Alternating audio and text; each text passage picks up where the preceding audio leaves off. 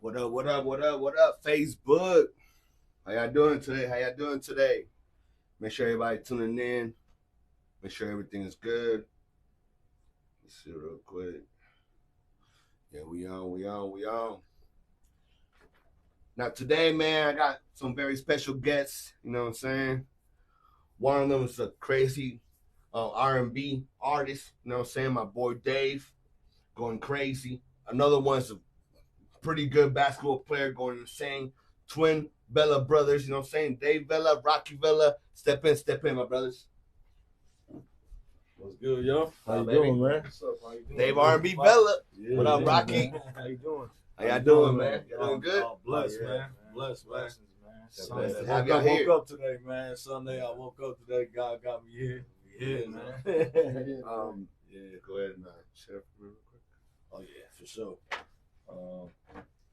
Yeah, let's. Shout out to Joey D for tuning in. Shout out to Joey D. Right here, Dave.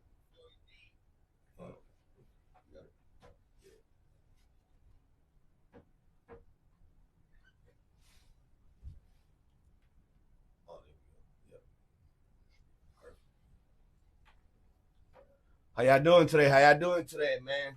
We're gonna have a good interview today, man. We tuning in. Oh, Danny, you gotta turn yours down, Danny. Oh, okay, yeah, my bad. Mine's all the way down. Yeah, it's down now. Let's go. So go ahead and tell people your names, where they can find you, the platforms, all that, man. Oh, okay. So I was when I first came out singing, my stage name was Vela. And then I went through a couple things. I just kind of was feeling like I wanted to reinvent myself. So I had a friend tell me, "Oh man, why don't you go with Dave Vela?" So I was like, "Oh, that sounds cool, but it need more of a ring to it." So I added an R&B singer to it. So as I wanted to let people know, hey, a lot of times people see me, "Oh, you look like a rapper, bro. You dress like a rapper." So I wanted to let people know, like, no, I do R&B. I sing, yeah. Got you. Yeah, my original name is Danny. People don't know, me and Dave, we twins, David and Danny. The name Rocky Vela Jr. is what I live by. You know what I'm saying? It's my grandfather's name, which I didn't know till around 2013 when I went back through his obituary. He passed away in 2004. I, at the time, found out that his name was Rocky. The Rocky name for me comes from a big inspiration from my childhood.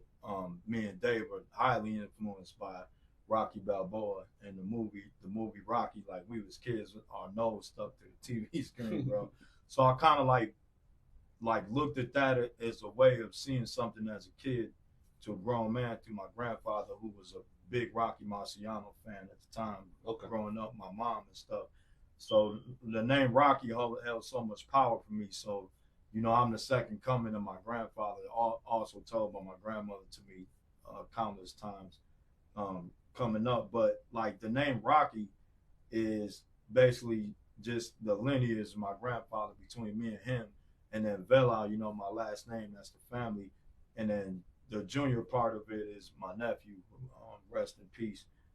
2020, he passed away on the night that the Bucks won the championship. Oh, man. And I'll get to that later. But yeah, man, so the name holds power, bro. There's a lot of power behind the name for me, especially now, because I started this name 10 years ago, and my nephew passed away about 4 years ago. So yeah, man, like, God works in mysterious ways, though, man. Definitely. Yeah. Now, is that how they can find you guys on any platforms by their names? Yes. Yeah. So like, yeah. So for me, go to Dave Vela R&B Fans on Facebook. That's my fan page. You can go Dave Vela R&B Singer on TikTok, or R&B Fans on TikTok, as well as on YouTube. Just type in Dave Vela. All my videos pop up.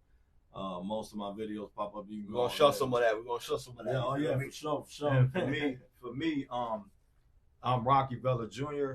Rocky Vela, V as in Victor, ELA, with the JR at the end, on Facebook and Instagram, and on YouTube it's Rocky Vela Jr.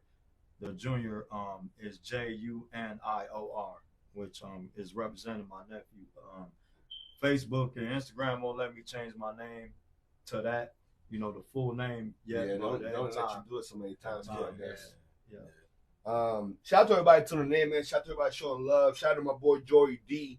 You know what I'm saying? Yeah, make sure y'all hit him up for them videos. Man. Make sure y'all hit him up for all that stuff. Yeah, man, Joey D, I mad love Joey. Yeah, my boy be going crazy. Shout out to Cisco, you feel me? Shout out to Princeton Epps. I don't know if I'm saying your name right. Oh yeah, that's P. What up, P? Shout out to y'all, man. I appreciate you for real. I appreciate everybody tuning in, man. All right, bro. Let me start with this question for y'all. Where were you born? Actually here, man. Born? Yeah, it's actually here. Actually in Milwaukee, Wisconsin, which we claim Milwaukee, Wisconsin. Y'all were born here? Yeah, me and my brother, but we always had like I don't know, it's weird. Me and bro always had like a New York state of mind. I almost feel like we was born there in spirit. That's true. And everybody, I was in elementary school. I remember I got mad one day. I was on the playground playing, and he mentioned Rocky because we got into Rocky later. But remember, I was real little, like 5 or 6. Some kids like, you sound like Rocky Balboa, and they were laughing at me, and then saying, yo, Adrian, and all this, and I was getting mad. So I guess me and bro had like already had a Milwaukee kind of like had like a New York kind of like thing. I don't know thing going on, but we was just little kids, so that kind of I don't know, it kind of grew on us and stuck with us, even though we do got family over in New Jersey and New York. You know what? It's weird because with that being alone, me and my cousin, shout out Isaac. He's from Queens, New York, so that's the closest person we have to us to this day growing up. And you know, he said it. He's like, "Yo, man, the sun rises in the east." Yeah, you know what I mean. So no matter where we at, I just look at it like, you know, I guess. But people don't remember this. A lot of I'll give the young folks some history. Like, so there was a show called Laverne and Shirley back in this, like, you know, this make me sound old. I don't care. Like Laverne and Shirley, if you do history on anybody, look it up, watch it on YouTube. The little introduction they had, it's dope. Like they show Milwaukee, right? They show like the East Side. They show Bayview and stuff. Miller Brewing. They show all that. And when I was a kid, I thought that was in New York. I used to be like, oh shit, they're in New York. They had the New York accent. Yeah, they had the New York accent. They so talk like the Fonz. The Fonz from Brooklyn. The Fonz was from Brooklyn. Like so like a lot of people don't realize like Milwaukee does have some type of New York feel. It did back in the days. Yeah. So you know, it's something there. Yeah. Now, most of your family are where? In New York or? No, spread all over. All over the place. All over the place, man. Like San Antonio. It's a big family up there. Yeah, San Antonio, was it Atlanta, California, Vegas, Atlanta, New Jersey. You know what I'm saying? Everywhere. Yeah, Phoenix. Yeah. Man, shout out to Morgan. Shout out to Morgan for tuning in. Shout out to Princess Dank. You feel me? Sure. How old are you guys? 48, man. 48. I'm not gonna sit there and jack. Don't have to lie about my age. Man, y'all don't look 48. Oh man, we is. I feel it sometimes. You know what? That's a whole different story. Yo, but I was talking to my nephew the other day about this, and you know, we sit here and we talk about how old we are, and we be like, I'm getting old and this and that, man. You rushing to death, man. Slow your ass down. Every day is every day is a celebration. Every day is your birthday, by the way. When you wake up, man, fucking get a cupcake and a candle, bro. You made it another day, bro. You know what I'm saying? I mean, like, why sit here and, you know, every age you make it to is an experience, yo. Facts. Why we afraid of the future? You know what I'm saying? That's why I think with like the way people think with age is just. It'll sadden you. Yeah, make you feel like you're running out of time. Like you're dying. Like you're dying slow. You shouldn't be running out of time. Yeah, you don't want to dwell too much on that. Yeah. Hey, your best part of life might be in your 50s or 60s. You never know. You know what I'm saying? Yeah. You're in line. Be on the beach somewhere chilling. Usually that's kind of how it goes, right? Yeah. You work, you try to get that retirement, you know what I'm saying, before or anything like that, or try to get enough money to retire. Right. Yeah, for sure. What school you guys go to? Let's talk about high school. Oh yeah. So I went to South Division. Bro went to. I went to Pulaski. You went to different high schools? Yeah. It was a reason man, for it was a reason for that. This is dope. So this is our first time saying this on any platform, especially social media. We never said this anywhere else. Me and Dave got separated around elementary school because we was too much in the classroom together. In first grade, the teacher couldn't keep us apart. You know what I'm saying? They went through stuff trying to keep us apart from each other. Like they'll try to sit me in the corner and Dave on the other side, and we'll find a way back to each other. You know what I'm saying? Like, so my mom kind of didn't like that, so she was like, you know what, I'm separating y'all from the schools, whatever. And then we ended up being separated. I think it was like fourth grade. And my sister came up to us one day, and I'm going all the way to school to Burdick by the airport. He going to Byron Kilbourne with Silver Spring. Damn. So then my sister come up to us. She's like, I'll give y'all $5 if y'all switch schools for a day. And Dave went to my school on the south side pretending to be me, and I went to his school on the north side pretending to be him. And it was funny. It was funny. We didn't get caught to the next day, man. Bro, I get off school and he had a friend who was supposed to show me where the bus was to get on the bus. All these school buses outside, and the friend wasn't nowhere to be found. I was damn near having a heart attack. Like, which bus do I get on? He didn't know where to go. Ready to cry, bro. I was previously going to his school, so I knew I played it off so cold. They didn't know that. They found out through him being at my school because the kids was realizing that it wasn't me. Different. He too quiet. He ain't joking. That's crazy, bro. Yeah. So we didn't get in trouble. The principal. So when high school, we did go to the same middle school. We went to different. Y'all did come back together. Yeah, middle school. Yeah, Storming was on 51st North Avenue. Yep. And then high school, we were separated again. Choice of high school. Choice of high school. He went to Pulaski. I went to South. Yeah, South Division. Yeah. Anybody from South, salute. Pulaski, what up, y'all? Did y'all play any sports while you were in high school? Yeah, I played 2 years for South Division basketball. I played basketball one season. One season. I was injured my second season that I had a chance to try out. I was playing football, pickup football, which I was going to try out for the football team as well. And I got a shoulder to my thigh. I got a real bad contusion. So right around the time the trials for basketball came that year, I was hurt, bro, so I couldn't play. Damn. So I had to sit out, bro. I think I didn't start playing ball again. That was around October when I was going to try out for the basketball team. November that time, I was hurt. I couldn't play ball till I don't think it was about like February, March at the time, 92, bro. Yeah. Wow. Yeah. How did that make you feel? Because I know it made me mad, bro. Basketball. It made me mad because when I think about it, I ended up getting a girlfriend at the time, so being hurt, that made me like look at being with a girl more serious than basketball being young, that dumb shit. But with me just not playing that year, when I think back, bro, I would have blew up. Because not to say that Dave wasn't passionate about it. Oh yeah, I just had a better surrounding, like with the peers around me in the school and the friends, you know what I'm saying, that was believing in me and seeing me do something, man. You know what I'm saying? I knew I was kind of like a disappointment not following through with that, bro. Yeah, so it kind of hurts me now, but you know what I'm saying? I just think back in a good way, like, damn, if I would have followed through, bro, I'd have tore shit up, knowing what I know now and where I was at that time as far as high school basketball, because that was my junior year. So me and him were starting to experience around that time playing against grown men. We was slam dunking on grown. We was embarrassing. And all our friends, most of our friends was playing still at the little elementary school with each other. And then another group of us in high school, how tall were you? Grown dudes. 5'11", 5'10". Oh, y'all already that tall. 5'10". Okay, yeah. for sure.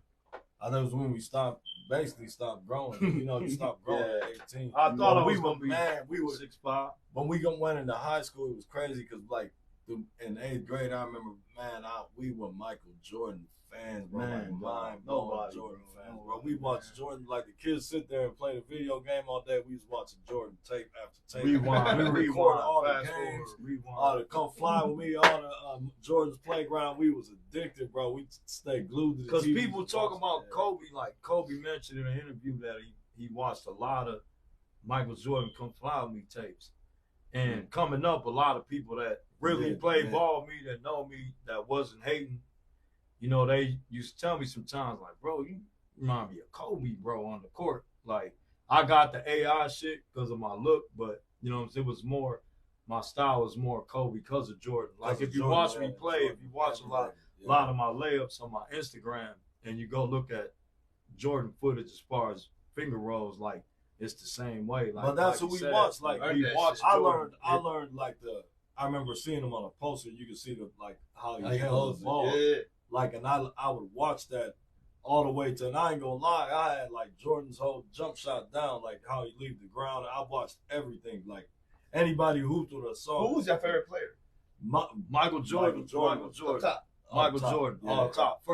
First of all, like we hated basketball. I hated basketball. Look, I'm gonna say this about this is good that I'm talking about the basketball today, because 87, 88, me and him, we into like Rambo and Rocky and Arnold Schwarzenegger movies, Running Man, Terminator and shit. We didn't like basketball. We we hated the high socks and the baby ass shorts. Back then it was back then it was hold on though. Back then there was a nigga named Richard Simmons. You know, homosexual, whatever. You know what I'm saying? And he had exercise, do shorts up to here. We was like, that's gay, bro. Like, we ain't like the way it looked, so we ain't like basketball. Then here come this dude with the baggy shorts. Socks, and then not only that, the way he played, the socks was right at the underneath the calf. The sneakers, nice you know shoes, what I'm saying? Jordan, man, and Jordan, 87, 88. Then we see him flying from the free throw line. And all that. Like, look, let me say this, man. And I love shout out LeBron, my bro. Nobody gonna come out of high school like that. No, not like but LeBron. Bro, you're not touching Jordan, bro. No. And for the shorties that today that say LeBron is better, I'm not gonna argue with you, because you live in the Jordan world, bro. You in a whole nother dimension that I think is more like video game-esque. You know what I'm saying? It's more controlled by the media all the way through the NBA. NBA kind of boring to me right now. They take the competitive nature away from me. You know what I'm saying? But with Jordan, for me, was just watching everything he did. And I'll say this, man, Jordan was the culture of basketball from the NBA to the playground. There wasn't a person I didn't know coming up that didn't play basketball, bro. I promise you that. There wasn't many. And if people I know didn't play basketball, it wasn't many, bro. Everybody we knew hooped, bro. At 13, 14 years old. You could have sucked, bro. You could have sucked. You just wanted to play. You saw him. And I don't think LeBron it was has like the that music impact. now. You know what I'm saying? I think LeBron was a part of that impact. But I don't think he has it. It's a different generation. And look at the look at the shoes, man. The shoes alone to this day, tell you, man. I got on everybody wears 11s right now, bro. You know what I'm saying? Everybody, man. So. He had the biggest impact, and still to this day, man. Like, they'll never go away, man. And you know what? It's the history behind what you do. Even LeBron, shout out LeBron, you a legend, bro. You a GOAT.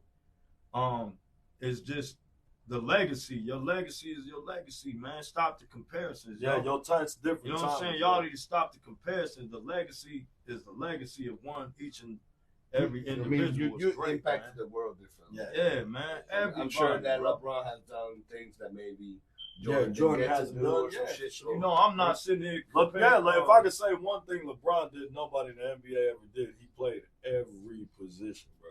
He literally did. He played point guard, shooting guard, small forward, power forward, and center. Like, that's crazy. Right. No one's ever done that. Now, don't get me wrong. Like, nowadays, in the LeBron era, you had maybe a little bit more superstars in the league at that time. You know what I'm saying? 2008, 7, 9, and all that. Like, you had a bunch of other superstars at the time compared to when Jordan played, was probably better. You know what I'm saying? Then if somebody said, oh, it's way more superstars in the league. To me right now, I'm like, no, it's not, bro. Stop it, bro. You know what I'm saying? It's just cats in the NBA now that they make money coming out of college right away. And a lot of these dudes, you could tell they not working that hard. You know what I mean? What's DeMar DeRozan said it in Paul George podcast. He was like, man, it's a lot of garbage ass dudes in the league. And if you don't believe me, turn on 2K and just go through the rosters, bro. Look at Ben Simmons, how cold he was, bro. And just he another one. He left his game somewhere. Man. He left his game somewhere. He need to go find it. It ain't that, Dave. It's just the social media, the popularity. Look, man, let me break down being popular real quick. Popularity, y'all, is gas. I used to train in California for 7 years. Shout out my cousin Vela Robinson if you're watching. He was training me to play at a professional level about 8 years ago. And he used to kind of acknowledge me off of my training effort. And I will always say, no gas, bro, no gas. Because that means as soon as I'm gassed up, I'm stopping, bro. Whatever I'm doing, I'm done concentrating. Because everybody need that ego stroke. You know what I'm saying? I hate that ego stroke shit. Like me and him, we worked the U.S. World in the 90s and late 2000s, and we was popular. He liked it because he was doing the music. If you know us, we sold hip hop. I hated the popularity. We sold shit, man. We sold clothes to the city. We dressed the city, bro. Bro, we dressed this whole city, bro. And somebody could say, "Oh, they lying" or whatever, but there's tons of people who know us off of that. I can go anywhere on the north side. Twin, what up? Man, it's crazy. We dressed the city. You know, from north, south, east, west. Everybody know this, man. From '94 to 2008. So, for us, to just see Milwaukee was cultural at that time. I wish we still had that store right now. It was a place you can go. Right now, you got your podcast. It's a place you can go. Everybody's talking about you and your podcast, and everybody's meeting there and buy clothes, express it there, bro. Yeah, and I'm not trying to say nothing bad about nobody else. Anybody get their own. People getting it out, but there's a lot of hip hop stores. But it's not like how we was. You could come to the store, both y'all can come to the store, and we worked there. Y'all, you chopped it up. Hey, Twin, I got a podcast, bro. That's what's up. Other people come in the store. They talking to you about your podcast. Next thing you know, if we had the internet back then, everybody be at home. You have 300 people watching you at right away. Right away. And I wish we still had that. You know what I'm saying? Which is, I'll bring up something later that I plan on doing, but through my kids. But at the same time, man, it's that's what I think hurts Milwaukee. There's no immediate middle ground where we can all meet. No, that's why we hate. That's why it's hate. That's why we hate. Yeah, it's competition. I never felt like I was better than anybody, bro. But I'm gonna let you keep going because I think you got a lot of that's good stuff. That's good. Yeah. I able to talk, you know what I'm saying, express yourself. But that's kind of why I want you guys to for sure. I don't really care how much you talk, whatever. Obviously, don't. On one question, we talk for a while, but I'm here to listen to your story. Yeah, for sure. I appreciate that. We appreciate you, bro, for real. Now, okay, so we already talked about you guys playing sports in high school. What dreams you guys had before you were young? What were you trying to be when you were young? Oh man, this is fun. You finna laugh, fam. Let me know. Laugh. Our first inspiration, bro, was Michael Jackson, bro. So even before that though, this was crazy because I just like to say dominantly actually doing it was Michael Jackson. Before Michael Jackson though was Bruce Lee. So the first person we ever seen was Bruce Lee that we was Kung Fu films, karate films. So we wanted to be ninjas. Running around the house running around the house like ninjas doing karate moves. And we twins, so we would do the moves on each other. So drop kicking each other. That's why they couldn't be in class together. Yeah, you're right though. We Royal Rumble and shit. No, we was doing it at school. We was doing it at school. And I'm pulling that corner over here. Next thing you know, niggas jumping out chairs. Yeah, we was doing it at school. I go to school and I'll see a karate move on channel 18 and then go try it on somebody else. And it worked sometimes until I got kicked back and I felt, I could, dang, that's real awesome. But Michael Jackson was the first because me and him did this talent show at school. They had this talent show. They put this one he was going to school with me. So we were like in the second grade, and they put like Michael Jackson contest. I remember it in the auditorium. They put Michael Jackson contest, and me and my brother, like, we went. They gave us like this sheet we had to sign, and then they called my mom to ask her, can we participate? So my mom was like, yeah, that's nice. So we entered it, right? So we were so much loving Michael Jackson at the time. That's when he had Beat It, Thriller, Billie All Jean. of that just came out. So just came out. So we would watch. My sisters would always watch like Friday night videos, and they were always playing Michael Jackson. So we'd sit there in front of the TV and just watch the moves. And then we just start. My sisters would catch us like trying to do the moves and stuff, and we was doing it. We was getting good at, you know, some of the moves we had down pat. So my sisters actually found out we were going to be in the contest, so they went and bought these gloves, like winter gloves, white winter gloves, those cloth ones and thin ones you get at Walgreens. They went and bought the white gloves, and they put like rhinestones, glitter and rhinestones. So they made us the glove, and then my mom went and bought us those little dogs. Michael Jackson used to wear the little dog, gangster dog, whatever, so she bought us one of those. Then they glittered up our jackets, everything. We had on high waters, white socks, black dress shoes. We was Mike, bro, but we had these big Dr. J fros. So like, my mom had to like kind of put our hair down and then like with a handkerchief and then put the hat on. Dude, we walk in there, bro. Me and bro looking like two little Michael Jackson. We was identical.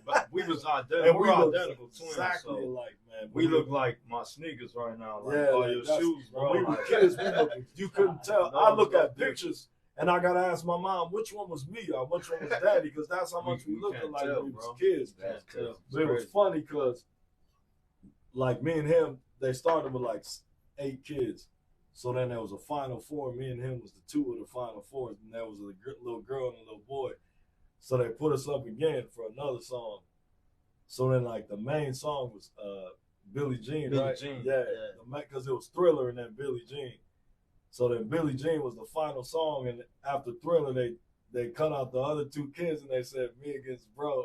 They made us battle, Damn, bro. They made us battle, and it was And dude, we battled, right? And I won. I was heated, bro. He was I knew it, bro, mad as hell, bro. He was But mad, you know bro. what's crazy? Like, that's like what correlates. See, this what I want people to understand about me, the Rocky thing and all that, and him. That moment right there, if you know me and Dave, that correlated to what we are now. Yeah, dude. I would never continue to try to be Michael Jackson no more. You know what I'm saying? And him, like, try to continue to be whoever, like, you know, we idolize as young kids. We became our own off of the experiences, because alone, with that being said, I started slam dunking before he did. Yeah, he did. So we went to a gym called the Southside Gym, and everybody would go there to hoop from the South Division after school, or from the South Side or wherever. It was the only place where like people from the North Side would come hoop back then because of the gangbang and stuff. So me and him went to this gym, 16, and we started hooping there. And this one dude, Puerto Rican cat, lived upstairs from us, forgot his name. I can't shout him out, older dude, but he came downstairs and he was telling us, hey, y'all, I see y'all playing basketball at Southside Gym. Hey, y'all should hit them leg weights, man. Y'all got some hops. So me and him, we only like 130 at the time. We skinny as hell, like 5'10", 5'9". And we started doing this leg press every day. So then like a week later, we hooping with everybody, grown and all young. The kids, they had, so the hoop was on a wall, and everybody would jump off the wall. They would use the wall to dunk, or they jump would off the dudes would jump off, put their foot on the wall, and jump off the wall and dunk. So Yeah. it was kind of cheating, you know what I'm saying? Yeah. So we was playing one day. It was a serious game going on. I did a layup, and I noticed like my forearm over the rim, bro. So then the next 10 plays, bro, I'm just dunking 2 hands, 1 hand, backwards, sideways, everything. And he looking like, what the fuck? And I couldn't dunk. Everybody like, man, like, how's how's they doing? How's he doing this? So then like 3 days later, you know, I'm telling him at the crib, man, like, you just gotta attempt it.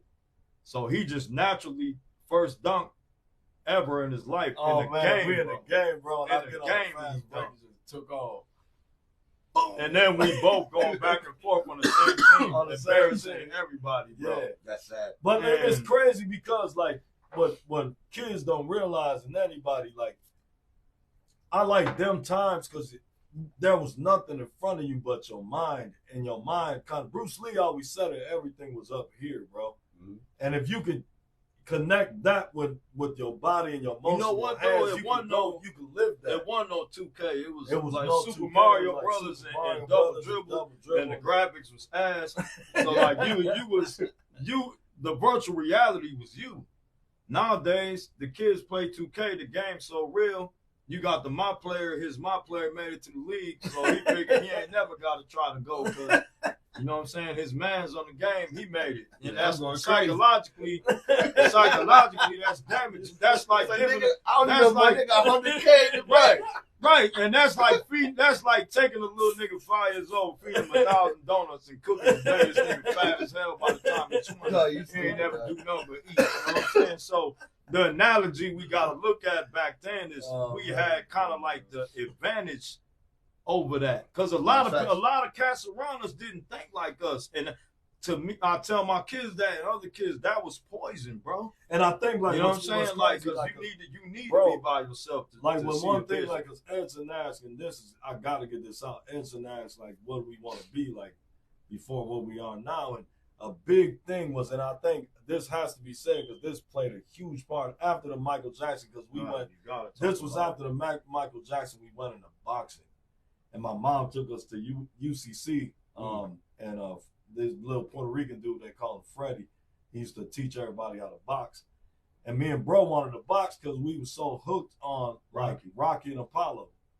Yeah. Like Apollo died. Matter of fact, yeah, Apollo died 2 days ago. Yeah, 2 days ago. Yeah, Apollo died. Man, me and bro loved Apollo, man. Like, a lot of people don't know that. A lot of people don't know that. So we was with Rocky, me with the Rocky thing. Man, we was like what, 8, 9 years old. We was 8 years old, and I remember 9, and we was watching Rocky 2 on TV, and like it was the fight scene where him and Apollo hit each other at the same time and they fell. Yeah. And then Rocky had to climb the ropes to win. When me and my brother saw that, bro, we was like, wow, bro. Like, what was that? It was like, the inspiration. It was like just to see, like, I mean, when Rocky got up to the top of the rope, it almost, like, even as a kid, it make you almost want to cry because he almost fell down back down. He almost fell back down, but it was dope because he won. So we watched that one, right? And then right after that, they showed the Mr. T one. Yeah, and so we watched the one with 3 when he fights Mr. T, and me and bro was blown away by Rocky. So dude, because his body on Rocky 3, if you watch 2 and 3, Sylvester Stallone's body transformation. Hey, if anybody work out, bro, I don't care who you is, dog. Look at Rocky 3 and look at his body, bro. Yeah. Watch his body. Like, he went, Stallone, I heard he drank like, what was it, 40 cups of coffee a day, bro. And all he ate was because there was no fat burners back then. Toast. And all he ate was toast. Toast and coffee. Toast and coffee every day for like 2 months. And dude, there was no body fat. He said he almost died, though, or something like that. No, he got real sick. He got real sick. He got real sick. That can't be that healthy. It can't. And he said he got real sick. But that was because he lost too much body fat. Yeah. But all that caffeine. Yeah, too, bro. Yeah, your heart, bro. So this was the moral of it all, bro. Was like Rocky 4 came out, man. And when Rocky 4 came out, I remember seeing the commercial and he's fighting the Russian, which is Dolph Lundgren. And bro, was so dope when you watch that movie, dude. The Russian's character was like an evil villain, bro. However, Rocky made that movie got that impact. So like, we were Apollo fans. We watched it all the way through from 1 to like 3. So me and him go to the movies. We young. My mom dropped us off at the Majestic on Mitchell Street right there. It's closed now. Yeah. We watched Rocky 4 there for $1. You can watch a movie for $1, bro. We went and watched it for $1, bro. Me and bro was in the movie theaters by ourselves, and I think a black dude and his girl, remember? Yeah. Some older black dude and his girl. Dude was laughing. So when Apollo died, man, bro, it hit us hard. Like when Apollo dies in the movie, because we didn't know that was going to happen. The commercial don't show it. So Apollo dies, and me and bro, like, damn, bro, we like sick. Yeah, because you get personal with Yeah, you Yeah. get personal with that shit, like, Because so it's kind of real Yeah. life. it's Yeah, real it's life. connected to these characters, to these characters. And So we only fuck, 9 yeah. years old experiencing it. Like, what? So, People People know, know, nigga. so yo, let me say something though about People this be to talking this day. about people be talking about what's that show on Stars 50 Cent got Power. yeah, power. Oh man, They be emotional on power, man. Come on, bro. We was 9 years old, and I'll never forget this. Like, no movie, like it's crazy. I look at it on YouTube, and somebody got an edit of it. It's called The Russians Cut, and it's like me and him in the movie when Rocky start fighting the Russian. We recall him having beef with Adrian because she thought the Russian was gonna kill. She didn't want her husband to die in the ring. Rocky like whatever, because what Apollo told him was you gonna die a fighter. That's what made you who you are, was a boxer. You was a fighter. You came from nothing to something. So that's who you are for the rest of your life. You going out as a fighter. You're gonna die as a fighter. And that's what I love about the story the most. But you know, he's getting ready to fight the Russian. Adrian don't want him to fight because he feel like he's gonna get killed like Apollo did, and Rocky ready to die for his man's, bro. You know what I'm saying? So then, in the fight, when you first start watching it, Rocky getting his ass whooped. The Russian like the steroids and everything. He don't know what he's going against. The steroids in this big motherfucker already just whooping Rocky little ass all over. But it's Rocky. He taking the punches. I'm a rock, nigga. Keep punching me, your hand gonna break. You know what I'm saying? Mm-hmm. So he hitting Rocky in that one punch, bro. And this real life situations in life, I don't care what you're going through. You going down, you getting your ass whooped. It's the third round, and you keep swinging, you missing it up. You need one to land, bro. And he landed that one punch. And he hit the Russian, cut his eye. That's when they start wrestling and hit the floor. Me and him, 9 years old. He's standing on top of the seat in the movie theater. I thought we was gonna get kicked out afterwards. We was screaming loud as hell. Black dude behind us with his girl laughing, bro. He's like, these little dudes into it, bro. Like, we thought it was like some real life moments. And I think like this is dope for all of us. You know, and what I stand for, like sometimes when you don't know who you are, bro, as a person, and this is due to I'm going towards like killing yourself or suicide when I say this. At your weakest point in your life, sometimes you don't even have to look in the mirror because you might be disgusted by what you see, because we're always at our most down moments feeling like we worth nothing, right? But go back to the beginning, bro, of your happiest time in life and what you wanted to see out of life, what you wanted to do, and then come back being a grown person. Because you grown now, you could do what you want. You could fly to a different country. You could go to another city and adventure different things. Life ain't over, man. And we see things coming up. That's what we got eyes for. You see things to come back to that might save you, bro. And that's what happened to me with the Rocky saga, man. So, and then, like when the Rocky thing went from boxing, we were boxing at UCC, and then we started like Sugar Ray Leonard, Tommy Hearns, Marvin Hagler, all the Mike Tyson, you know, Roberto Duran, all the good Mike Tyson. We started liking all the real boxers after going, and then you know, like I said, then here came Jordan jumping the free throw line. We didn't want to box no more. Now we want to fly. We'll get to that later, though. But it's crazy. Yeah. How your mind can just change. Yeah, your mind can just what you surrounded by. And it's what you see that just it's mind blowing, bro. People see things on TikTok now per second, and I think that's too much. It's like then you get too much information. Now you're just confused, and I think that's what's different than back then. Not having the internet, you had time to soak whatever it is you was, you know, your mind wherever your mind was going, you had time to soak that in. Yeah, now it's whatever's funny is, whatever's most popular at the moment. Yeah. Man, it's quick. It's like that's why you can't get comfortable. But it's some advantages to it. Like I ain't gonna lie, it is some advantages to it. Like pros and cons. Yeah, for sure. Yeah. So I mean, it's a good. So I mean, look at all the kids that got to make it. Yeah. Faster, right? Obviously, some of them don't don't appreciate it. Don't appreciate it, much. yeah, because it went too fast. Went too fast for them. And they probably didn't even. But they still got able to help the family. You know what I'm saying? Yeah. Put them in a better position, Yeah. no matter what they're doing, no matter how they got there, right? But it's like, again, they don't really take accountability of the actions that they make or stuff like that because they went there too fast. They don't have people around them telling them the right things to do. They got a yes man around. Exactly. Yes. Yeah. Oh yeah, this nigga gonna buy me some shit, so I'm gonna tell him yes to everything. Right? You know what I'm saying? You're correct, my nigga. Like that's what messed everything up, bro. Even though it was whack, the colors didn't match. You good, bro? No, bro. I think insults help, man. I think people break with insults. I need them, bro. Well, I wouldn't call it insults. I would say just your input, like your criticism. Yeah, you need it. Sometimes constructive criticism is good, bro. That's always good. Why people stay the same because they cool with how they acting. You know what I'm saying? Yeah, I feel like you can tell. You should be able to tell when a criticism comes from a hater or a person that's actually telling you the criticism from their heart type shit. Thank you. Because you might take it how you gonna take it how the fuck you want to take it, right? Yeah. You get mad, whatever. Yeah.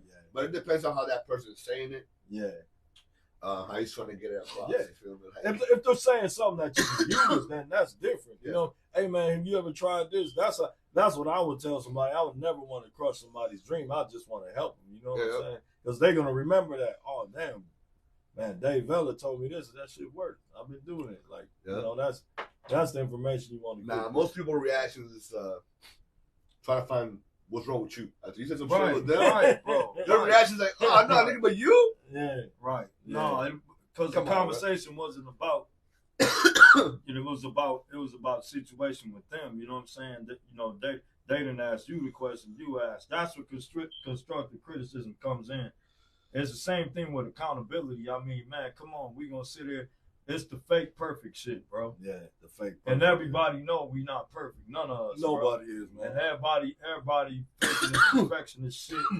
And nobody perfected nothing but the ignorance, bro. Yeah, at the end of the day, bro. Yeah, you know what I'm saying? Yeah. That's facts. All right, Dave, we're gonna start with you real quick, bro. Okay. So singing R&B. Yeah. How long you been doing that for? Man, bro, let's do the math real quick. I'm 48 now. Y'all can do the math. I'm 48 now. I started when I was 16 years old. Yeah, started at 16. Man. And I didn't, you know what's crazy? 22 years. Me and bro rapped first. So me and bro used to want to be rappers. We used to listen to Big Daddy Kane, KRS-One, NWA, like Beastie Boys, everybody, Ron DMC. Me and bro wanted to rap first. So we made a little rap tape. And out of 2 radios, we had one play the beat. So we would play this little station on AM. It was WNOV, and dude would just play rap instrumental. So we would record it on a little tape on the beats. So we'll take the beats and from one radio to another. So we press record on this radio for our vocals and press record on play on this one to play the beat. And we match them together. And it sounded like when we record, you could, because karaoke machines weren't out there. So we made tapes of us on the one that we were recording on, doing our voices and the beat in the background. It wasn't the best mix, but it was there. And it was funny is we made a tape for like, you know, we did side A and side B. And we were just rapping. We was writing lyrics and stuff like that. We drew our tape. Back then they had cassettes, so we drew a little cover, right? We didn't make a copy. We didn't have a copy of it, so we drew the cover. So we made our own tape. And all our friends, we go play block tag, ride bikes, hoop. They was all chilling on the block one day, and my guy had a car, so we put it in the car, and they was playing it. That shit is crazy. And bro, I'm sweating bullets, right? I'm like, damn, they finna laugh. They finna laugh at us, right? So I'm playing it, I'm thinking they're gonna laugh. I'm like, oh shit, they gonna start laughing at us. Why, man? I'm kind of mad at bro. Like, why you showing that? He was like, I don't know, I'm just showing it to him. Dude, they loved it, right? So we go home and like we just kept rapping, and then one day we used to sleep with the radio on, like to avoid nightmares. And at nighttime, what comes on? Slow jams, midnight love, and all that. So it was all R&B. So in my dreams, I'd hear like Jodeci, like all these lady singers, Mel Luther Vandross, all these singers, Shaka Khan, Anita Baker. I hear them in my ear like when I'm sleeping. So, dude, some like I don't know, man. They say music. I always said this: music sonically connects to people, whether they do music, they play music, or they just listen. They enjoy listening. It sonically connects to us, right? In our ear and our memory helps us feel like, oh, I like that feeling of that song, so I'm gonna play it again. So it makes you do that. Music makes you do that. So I would hear something, I would mimic it. I remember the first song was a Tony, whatever you want. And I would hear it. I'd be like, wow. Now, one day I just start singing and looking in the mirror and trying to be a little singer. And then I put it down and be like, whatever, right? And then I got a little older. I got 16. I remember me and my friend was walking out. We used to walk the South Division.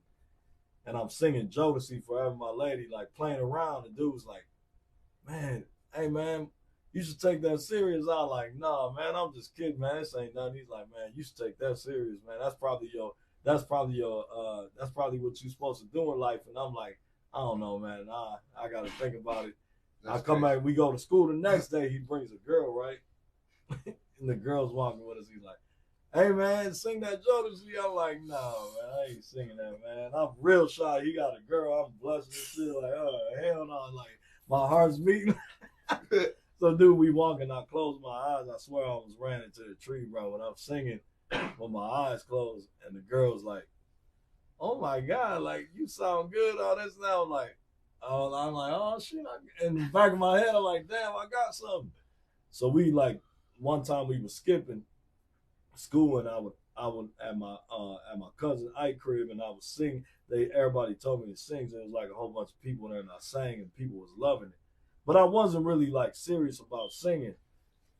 And then I think the one thing, and people could take this how they want. This is my history. You know what I'm saying? I don't want, if I offend anybody, if it offends anybody, I'm sorry, bro. One of my strongest like influences ever, bro, was R. Kelly, fam. That 12 play, I was with a friend one day, and I was on a bus stop going to get my girlfriend from work, and my friend had 12 play, like on the tape, and he was like, hey, I'll drop you off. So he's playing it. I'm like, hey, this that new R. Kelly? He's like, yeah. He's like, I was like, man, I was like, oh my God, this is fire, right? So he drops me off. He's like, hey, twin. I was like, what's up? He gave me the tape. Oh, he let me have it because he knew I was a singer. Yeah. So I'm like, I took this tape home, man. I played that thing back to back to back to back. I knew every song, Bump and Grind, Your Body's Calling. I was singing all the songs, bro. And I remember I had a karaoke machine. And my mother-in-law, she's my mother-in-law now, but my wife's mom bought me that karaoke. I've been with the wifey 30 years, by the way, man. Whoa. So like her mom bought me that karaoke machine, and on that karaoke machine, I would sing R. Kelly. Right, one of my friends was in the basement with me one day that worked with the wifey. That back then we was only like 16, 17. So dude was like, his name was Kilo, African dude. He's like, bro, you sound like R. Kelly. I'm like, nah, man. He's like, bro, you sound just like R. Kelly, but I wasn't taking it to head. I was like, no, I had a long way to go. In my mind, I got a long way to go. I ain't perfecting nothing that. I'm just trying to do it. And then I would go to her house and sing in front of the family and stuff like that. And then one day me and bro started working downtown at a hip hop clothing store. That's what we were talking about earlier. And people would be like, they would say, people do like, I would see these two black dudes like walking up and down the street singing. By the way, we black, so I'm saying that, you know what I'm saying? So it's people walking down the street. You're full black. What you mix? Hispanic and black. Yeah. Like Rican? Yeah, black and Mexican. Yeah. Oh, Mexican. Okay. Yeah. So like, I would sing, and then like, I would see these dudes singing, and then one day I'm pulling down the gate to the store because we're closing out the store, and I'm pulling down the gate and I'm singing, but I don't see dudes standing behind me, right? And he's like, damn, bro, you sound good as hell, damn. like, he like, do that again. And I start singing that. He starts singing and we singing. And I'm liking him because he could sing. I'm like, oh shit, dude can sing. So we start singing. Then another guy comes. He starts singing. And bro came. Bro could sing a little bit. You know, bro could sing. Yeah, people don't know that. Like, yeah. That. So we would stand on the corner downtown, and all the girls and guys would get off the bus by Taco Bell that on Second and Wisconsin Avenue. Everybody get off the bus. All the high school kids would kick it downtown. So like, cause Milwaukee was like downtown was the Mecca. Yeah. So then like what ended up happening was like me and bro would sit out there and sing, and people would be like, "Wow, like man, y'all sound good," clapping and stuff, and then I remember one old guy was like, "Hey, you know who you sound like? Skip R. Kelly. You sound like Stevie Wonder." Yeah. I'm like, nah. He's like, man, you sound like man, practice Stevie. And I went home and I was like, dang, I should start practicing Stevie Wonder like dude said. So I went and bought a Stevie Wonder tape. I started mimicking Stevie Wonder, all his riffs. I practiced every word, every sound, every note, man. I had Stevie Wonder down, bro, like down, like. I would sing Stevie Wonder, bro, and people would like be like, "Wow, you close your eyes, you would think Stevie was right in front of you." I sang in front of NBA players doing Stevie, all that, man. So it was crazy. Like that made me feel like man, I got this. And then my mom, I went like almost crying to her a little bit, and I was like, "Hey, like I don't know what to do with this gift. It's a gift." And then she had hooked me up with Pops Harvey Scales. He was downtown singing. He was in town because he used to go to California a lot. He used to do a lot in California. So he was in town. Yeah. So he was in town, and my mom took me and the wifey to the bar where he was playing at. And I would watch him playing. Man, I'm like, man, look at this dude. He got a whole full band, 7 members, you know what I'm saying, playing the guitar, trumpet, whatever. And I'm sitting there and I'm like, wow, like this is amazing. And like he pulled me also out of nowhere. He goes, "Hey, y'all," he's like, Motown. So Motown was like Michael Jackson. What was the 5? It was a group. They had like 5 guys. It was like one of the best R&B groups ever. It's slipping my mind right now, but he would say Motown, and he'd pull all these people up to sing, like 4 or 5 guys, and he add me Temptations. So he's like, "You got the Temptations here," so he people out the crowd, and then he pulled me, and then I would be singing with the Temptations, singing the Temptations song, but I wasn't even singing. I was just playing along to the dance steps, following along. And he's like, "All right, y'all, Stevie Wonder just flew in." And I'm like, "What?" And he gives me the glasses, and I'm like, "Well, I didn't even know what to do." He's like, "They're going to play My Cherie more. You said you know that, right?" I'm like, "Yeah." He gives me the mic, and I start doing Stevie Wonder, moving my head, glasses on. And, bro, everybody in there went crazy, bro. Right there, when I did that, bro, I was only 18 years old when I did that, bro. I remember I went outside. I ain't even going to lie, bro. I cried. I was like, man, I'm an R&B singer. This is crazy. You know what I'm saying? That solidified who I was. But still, man, like what hurt a lot was like, even though Pops was helping me a lot here, what hurt me so much, bro, was like trying to make it in Milwaukee. It was hard, man. There was no studios, fam. No studios. We're talking about what year? This was 1995. 95. There was no, the mid 90s. There was no. Shout out Joshua Landmark. Landmark. Yeah, for sure. And we didn't have no studios back then, so you couldn't record nowhere, right? And then Pops was like, "Hey, man, I know this guy. It was on Northside on Appleton, off of Capitol. He's like, he got a studio there. It was called Kennedy Studios. There was a famous R&B singer back in the days named Al Jarreau. He recorded there. So Pops took me there, and he wrote my first song. I couldn't write songs. I didn't know. I was just singing. I wrote your first song. Yeah, so he wrote this song called "I Got You Faded," like telling the girl, "I got your back," like no matter what you're going through. It was dope. So he wrote the song, and like we got a beat. This young producer came through, made the beat, and I remember singing in the studio. And it was like 96. They had a huge mic like this hanging from the ceiling, and it looked like. And dude was like, "Oh yeah, Whitney Houston, everybody like performs on this mic." I'm gonna tell y'all something that gets me to this day. there's a lot of house people have a lot of house studios, which is dope. Don't get me wrong. But I was in this guy didn't have no booth. It was just like I was in this huge room, red velvet carpet, all that, with a microphone hanging from the ceiling, with headphones on, just singing it like this. And bro, when I was singing to this mic, it sounded amazing, fam. I still never heard it like that, my voice like that. And I'm singing all the words he wrote, and I'm singing the song, and I get done, and dude masters it real quick, mix and master. We go home, popped in the tape. Man, dude, I heard that song. I was like, "That's me." What? Oh my god, I was. He like basically for like people that's like, I don't know, consider underground today or local artists, like it's everywhere now. Back then, nobody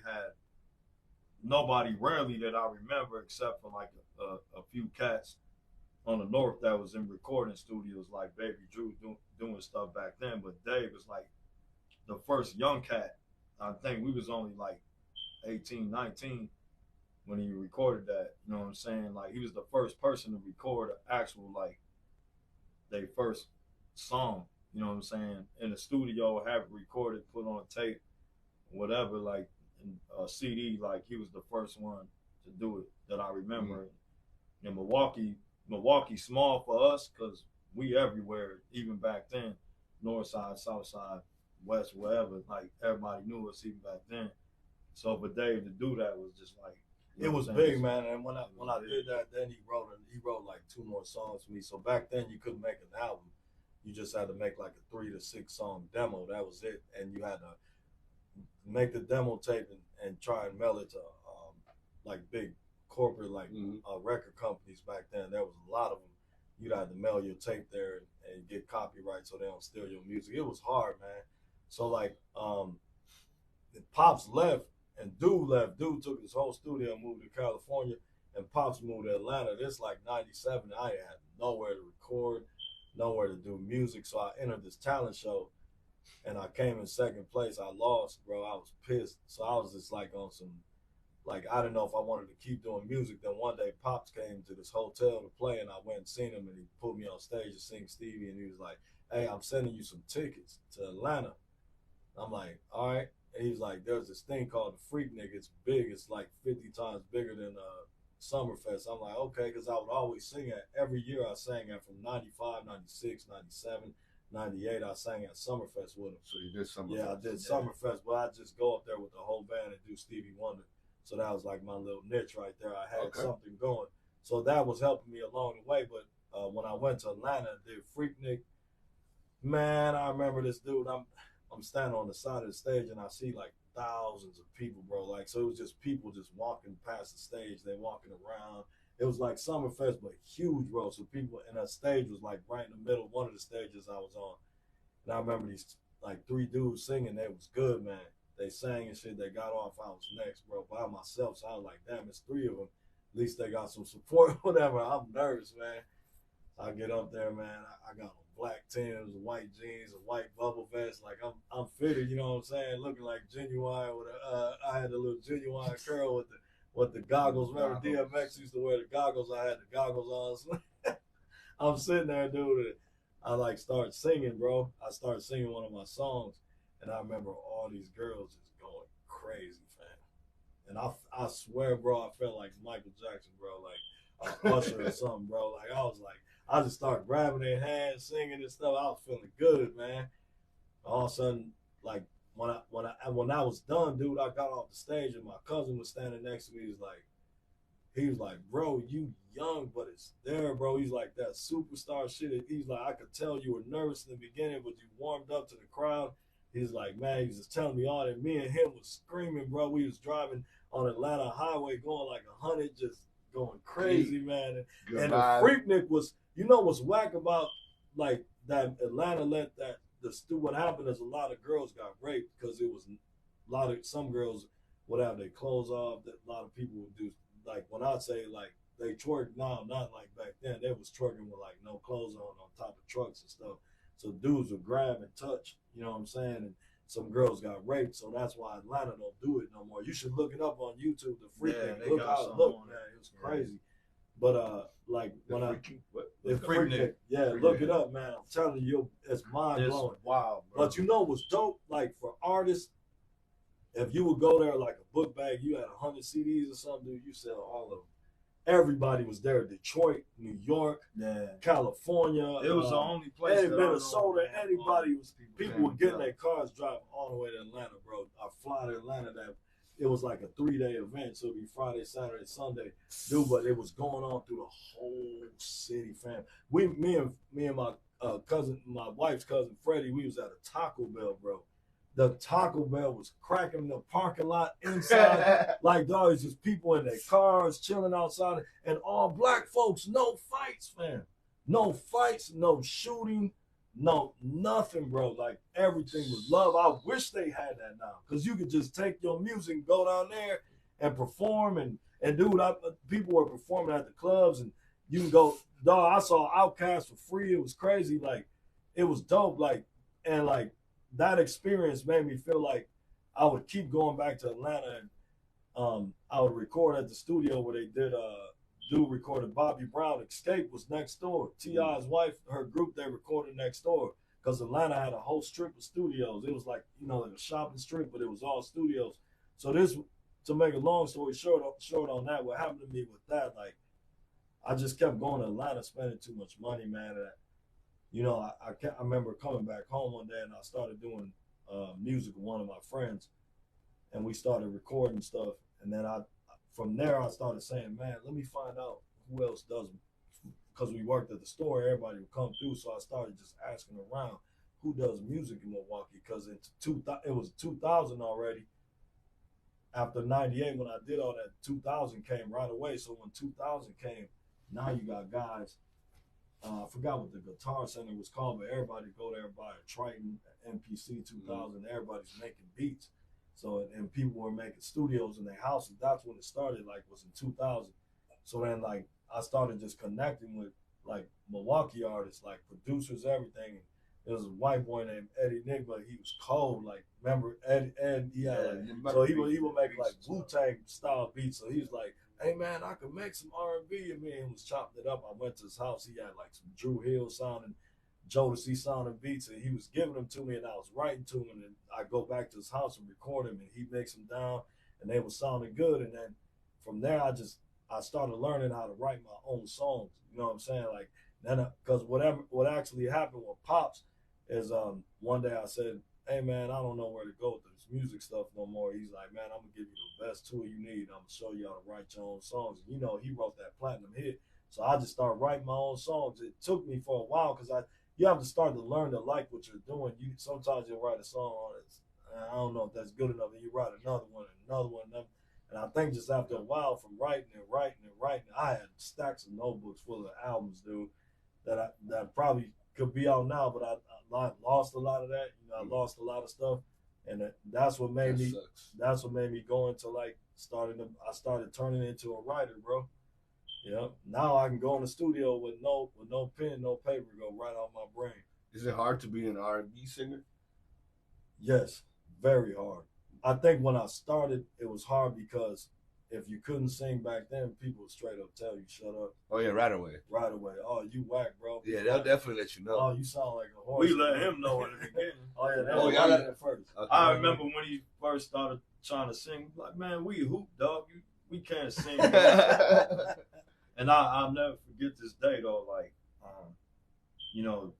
I was kind of one of his biggest critics at first. I don't know if the family knows that, because I didn't speak that amongst them. It was always between me and my cousin Isaac. But I'll never forget, like, feeling that way. And then one day he invited me to the crib one day, and just to come listen to what he did on his karaoke tape. And I listened to that tape. I didn't tell him then. I was like, oh my goodness, man. Then, like, 2 days later, we closing US World. We closing the shop down. Some dude from the other clothing store down the street on 6th Street, hip hop shop. His name Johnny. Shout out Johnny. He come down and he see us in front of the store. He's like, man, I be hearing y'all singing from way down there. One of y'all be doing the R. Kelly? And I was like, Okay. that's my brother. He be doing R. Kelly, but he colder with Stevie Wonder. So he was like, oh yeah, let me hear something. And then I was like, Dave, sing. It was a song called Overjoyed. Overjoyed by Stevie Wonder. And I would tell Dave, sing Overjoyed, and then he did it. And bro, I wasn't even his twin at the moment. I was like a fan, bro. After that, it was like, bro, I told him, like, don't ever stop. Whatever you do, bro, do not stop. And I thank Dave for this. Even with myself being twins, we shine light on each other. That's the gift of being twin brothers. You can shine a light amongst. We never hated on each other. It was just like uplifting. Never like uplift each other. You know what I'm saying? So, you know, I learned from him was like, no matter what we told him at the time, we didn't think it was a good thing for him to be doing it. He did it. Yeah. He wanted to do it, and he did it, bro. And I look at him for that, like, man, everything is possible. I just think, heart, like, it was in his heart. I just kept, like, with the music, like, and you said this, and this is important, man, and I'll tell you the truth, man. Trying to do the music thing, and I just been, I'm 48 now, I've been chasing, it's like chasing this beautiful woman that just will not slow down and give you the time of the day. And sometimes she'll stop and, you know, give you a kiss or something, and a hug, and embrace you. And it feels good, and that's what I got from so many moments of like just doing it in my life. I felt that, you know, like it's hard singing R&B. It's even harder now. I feel like, you know, if anybody listening, man, if you loved R&B back in the days, I hear people saying the internet just goes crazy with it. R&B is dead. I don't think it's dead, yo, because and like, yeah, exactly. So I don't believe that. I hear that. I hear that, right? And have I been shying away from it? Not so much, man, but I think I've been like, sometimes we wear and tear, things wear and tear us after so long of doing it. You get worn, you get not so much like you want to say, you get worn out. But when I had my open heart surgery back in 2017, it changed me, bro. Like I had an open heart surgery, and like, I mean, under the knife, bro, I got like 15 stitches in my chest. They cut me open, dog, and broke my ribs, sternum, and I had to go in and operate. Like, and thank God I'm still here. But like, when they did that, it changed me, man. And I shut down, dude. I shut down everything. And that's why I think like R&B is hard, man. It was hard back then doing it, man, because R&B was like R&B was voice. It was a voice. It was a voice more than rap. And you know what? It solidified love, dude. It was touch voice of love, bro. Touch base on love, dude. Like, nothing real quick. I'll say this, man. I don't care who get offended. Auto-tune is not R&B, yo. Auto-tune does not mean your ass is singing, bro. Definitely not. Drake and Chris Brown is two different dudes with the auto-tune off, bro. Stop it, man. Like, R&B to me never fell off because I talk to people time to time, and R&B be in their playlist. 90s. You know what I'm saying? 90s be in their playlist. R&B, man, countless of people, you know what I'm saying, I talk to. So I always try to tell Dave, be you. You know, look at Griselda right now. West Side Gun, Benny the Butcher, Conway. You know, I started following them back in like 2014, 2015, and they blowing up from the underground up. They getting big, and it's natural 90s style hip hop, and everybody might not like it per se, you know what I'm saying, but it's a huge crowd out there that does, a young crowd right now getting into that 90s hip hop, you know, bars and painting the picture with your verses, because the mumble rap is cool, y'all. Let me say something about the party music too. The party music is cool, y'all, but y'all ain't partying every day. I ain't having a party in my car. I might be in a different mood and want to play something while I'm driving to like mellow me out or that's what calm me down. That's what I tell kids. I tell artists to be very diverse with their music. Yeah, exactly, man. Because as much as people can love your music or whatever style you're doing, eventually people get tired, or you only have that crowd, right? Yes. Right. Yeah. Hey, isn't it true? I love what you said, because isn't it the truth, y'all? We don't admit it, and I love what he said, because it just came to me as something that we don't admit the truth, bro. But things play out.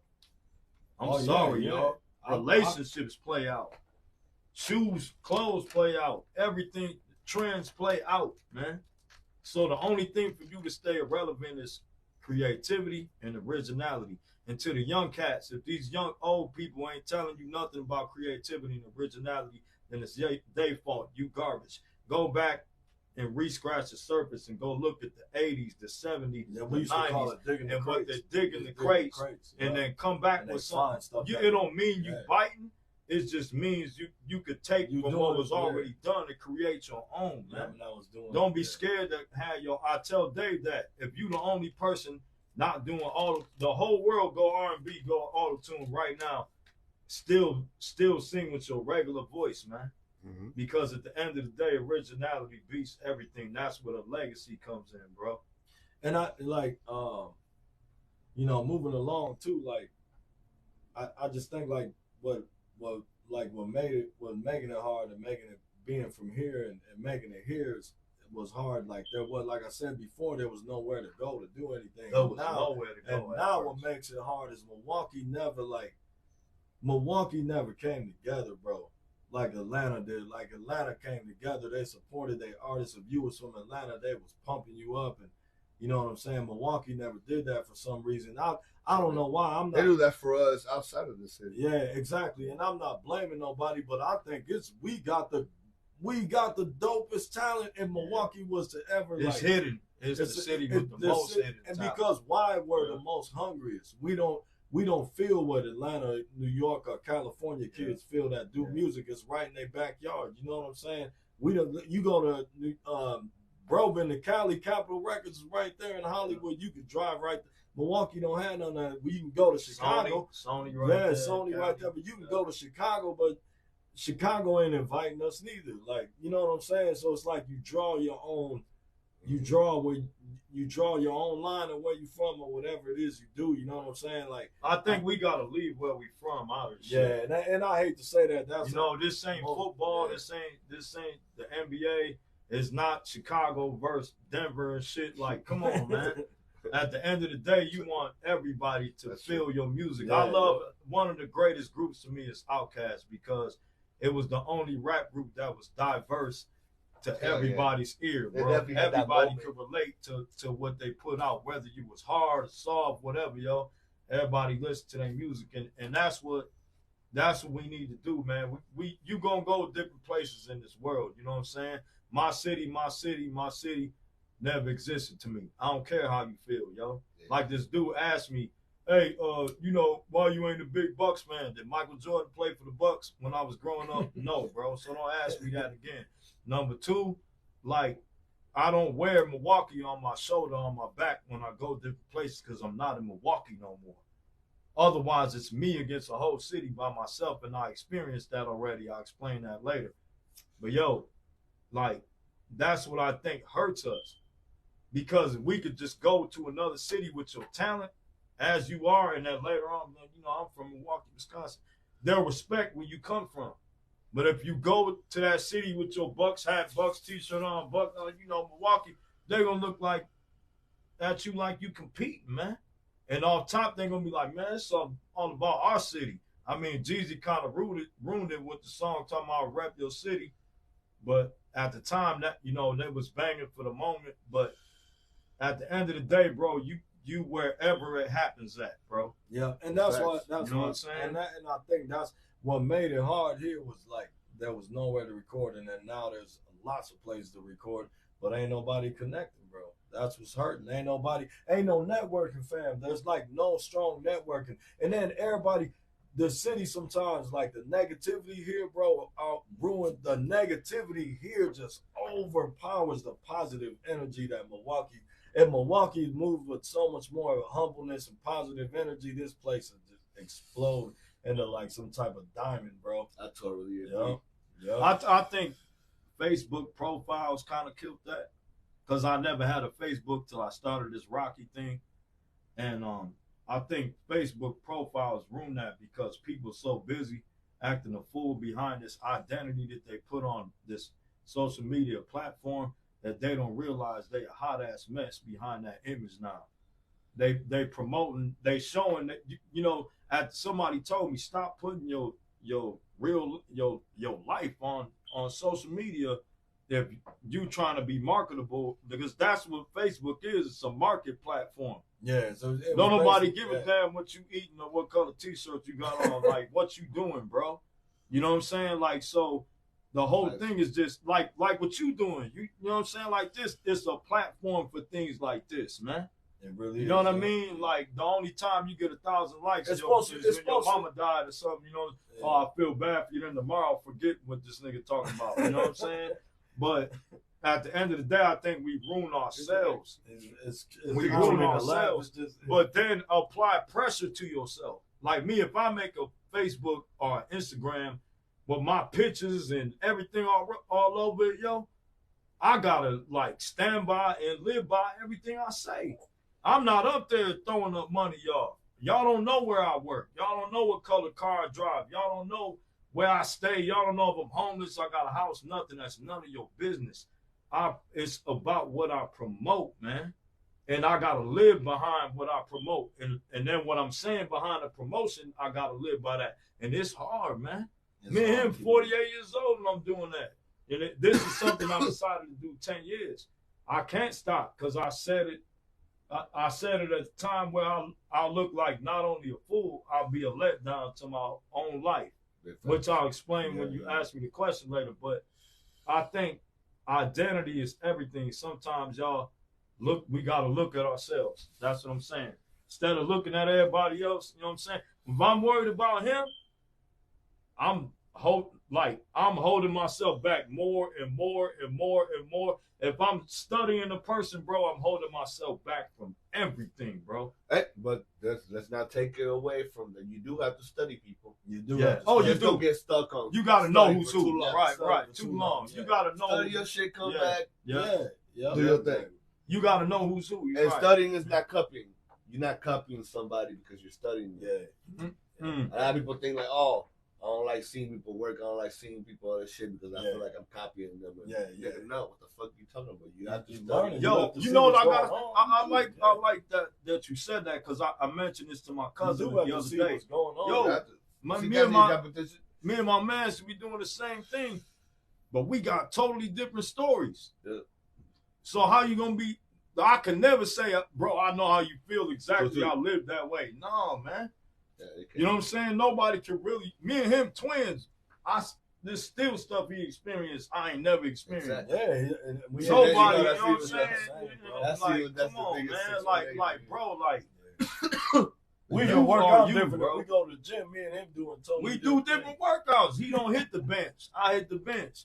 I think that's like one good thing for me and him, and for those out there hearing us, what we say. If we get that chance, the opportunity, I know it's going to come from one of us.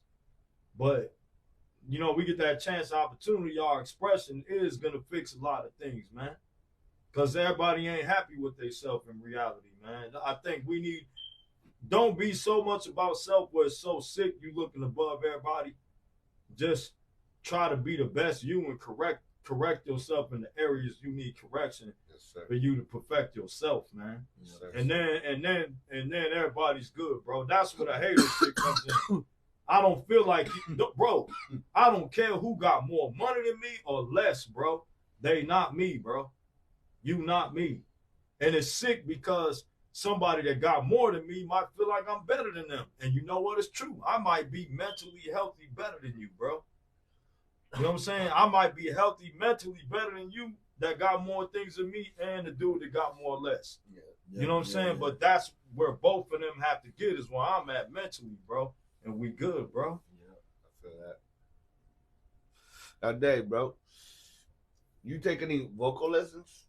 Never, I just natural. I just started doing it, and then, I did it one time when I got a little bit older, when I was that's 26, crazy, man. And the lady told me I already know how to sing. She was just like, find your own voice, and that helped. I was like, what's she talking about? And then I found it, and I used it on one of my albums. I go back to this day. I did an album in 2005, I think. I go back and listen to that. It was my second album. It was underground, but it was my second. It was still an album. I perfected it, but at the same time, when I look back now, I'm like, man, that lady was right. And I go back and I listen to that sound, like, wow, I'm glad she told me that because it came out in the music. It was dope. I would think about that often. And I never took vocal lessons. I think God just sometimes God bless, like my brother was just saying, it's a gift and a curse. It's how you use it. You know what I'm saying? Yeah. And I'll tell you one thing, fam. Till this day, I still practice and practice and practice. I'll never be perfect. Never. There's no ceiling. Like there's that dog. I'll never be too good. I'll never be better than anybody. I'll never be perfect, but I'll be the best I can be. I'm not happy till I'm the best version of myself. Right, you never satisfied. Right, yeah. Right. God definitely puts you in things, bro. Like without you even knowing, bro. Like, exactly. It guides you to work on certain things that you just think you're just doing just because, right? It's like it working you up. It works you up to something else. Exactly. Yeah. It's crazy. Now, have you done? Obviously, you say you started rapping a little bit. Stuff like that. So you've done other genres. You tried other things. Yeah. So one of them that sticks out to me on that question is like, what I plan on going. You know, I'm getting older. Is dude, I've always loved jazz. Like, you still trying to change. You still trying to do some other things. So I love jazz, bro. I would love to go into like, cause I like neo soul. You know, neo soul's like Jill Scott, Anthony Hamilton, Erykah Badu. I love that. Like neo soul is like basically jazz, but it's still R&B. It's dope. So that's what I'm trying to say. Do you do any instruments? No, I've never played an instrument in my life. I wish I did, but I did study the art of singing. That's what I think is dope. Like, I never played it. I can't sit down and play no piano, but I wish I did. Trust me, I wish years ago that I would have just sat down and perfected the piano. I just never did, you know. I wish I did. I feel like with jazz and stuff like that, you need to know your highs and lows. You know, you need to know your highs and lows. I don't know too much about it. I feel like you need to know your highs and lows. I think with jazz, because I know I was talking to a percussionist. He plays like the drums, percussions and stuff, and he was telling me, because I was asking him that too. I said, the only thing is I don't know how to play an instrument. He goes, you sing, right? I was like, yeah. He's like, that's an instrument. I was like, oh, wow. Who have you collabed with? Mostly, I would have to say just mainly Milwaukee artists. I've done a lot, like Had Solo was making beats here, and then he was like doing some music here. I've done stuff with a lot of artists, man. It's let me see if anybody off the top that I can name. What about Ill Strings? Yeah, Ill Strings was one of them. Like Pete and Mike, they were like beat makers. They were rappers. They don't. One of them still does it. The other one does it. Man, a lot of people that were rapping back in like the mid 2000s that basically ain't rapping now. But also who else? Some of the later ones that have been doing stuff now. Like I did something with GP. Yeah. So that was dope. I still gotta release that. That song was hot. And CTM. I did a whole project with Jose. You know Jose CTM? Mm-hmm. Yeah, I did a whole project with him. So that was like one of my big collabos. We had like a whole album together, videos and everything. Yeah. Yep. So shout out CTM. Shout out CTM, man. He go crazy. Jose is crazy, bro. Bro, inspired, bro. Yeah. Reaching for stardom on the newspaper. So reaching for stardom when I came out of the newspaper, and this was crazy because remember I was just talking about that second album. Yep. So I had this album called Ghetto Soul, which is my first album. I met this dude that me and my brother grew up with, and he knew I would sing. Like back in '94, he'd be at the house and I'd be singing like all the songs on the radio. So he came in the shop one day to buy some clothes. He's like, "What up, man? You still sing?" I'm like, "Man, I ain't never stopped singing." He's like, "Man, I got a studio. Come by." So I go to the studio. It's nice, bro. He got everything in his house. He got a booth he built. There's a snap. So then he went crazy with it. So I'm looking at all this stuff, and then I see a CD on the table. He's like, I pick it up. Dude got the album cover, the pictures in there, his face on the CD. I'm like, "This is you, fam?" He's like, "Yeah, take one, man." I'm like, "Oh yeah, like 100 of them on the table." He's like, "Hey man, bro, make an album, bro." I'm like, "What?" He's like, "Dude, let's do R&B album." So we didn't know. Talking about Pito. Yeah, Pito. Yeah, I didn't know what we was doing, so we just started making the album or whatever. and he's sitting there. We listening to some beats, and he had one, and I was like, "That's dope. Play that back." And then I go in the booth, and I just like kind of like was writing and freestyling. I put together a song called "My Timbs." So remember, everybody was making my Air Force Ones. Like, remember, everybody's Nelly. Yeah. So I said, "Oh, nobody's making songs about Timberland boots." So I was like, "Man, let me make a song." That's that New York shit again. Yeah. So then here comes the New York shit. So I'm like, Here goes the New York shit. yeah. So I'm like, I'm gonna make a song called "My Timbs," and I started singing to the girl like she's tripping on me, like she thinks I'm cheating, she thinks this and that, she just stressing me. And I'm telling her on the song, "Put yourself in my Timbs. Like, what would you do if you were with me? How would it feel if you were with me? Would you go out on a limb for me? Put yourself in my Timbs." Like, so it was like dope, and I sang it right, and we did it. And fam like was sitting with some dudes at a party. Some of them was gang members. They were sitting at a party, and he played it. And he calls me the next day. He's like, "Bro, he's going crazy over your song, bro." I'm like, "What?" I'm like, "Man, okay." So he's like, "Come back, I got some more beats." So he made like 4 more beats. Before that, he called me. He said, "Who you like?" I said, "Donnell Jones." He said, "Dope." Who else? Jagged Edge, R. Kelly. I just started naming people. So he already had R&B. So he was playing them. So he was listening to them, and he was making styles in them beats. Bro, one of the songs stuck out to me. I have to say this. It was called that I wrote called "Mary Mary." Is about a girl having an abortion behind the boyfriend's back. So you with a girl, you got her pregnant, you don't know, but behind your back she's trying to have an abortion, bro. And you find out shit. So that's what the song was about. And that was like one of the, like, to me, that was like my strongest. Like, that's what I knew. That's when I knew the Harvey Scales came out of me. Like, oh man, I'm a writer.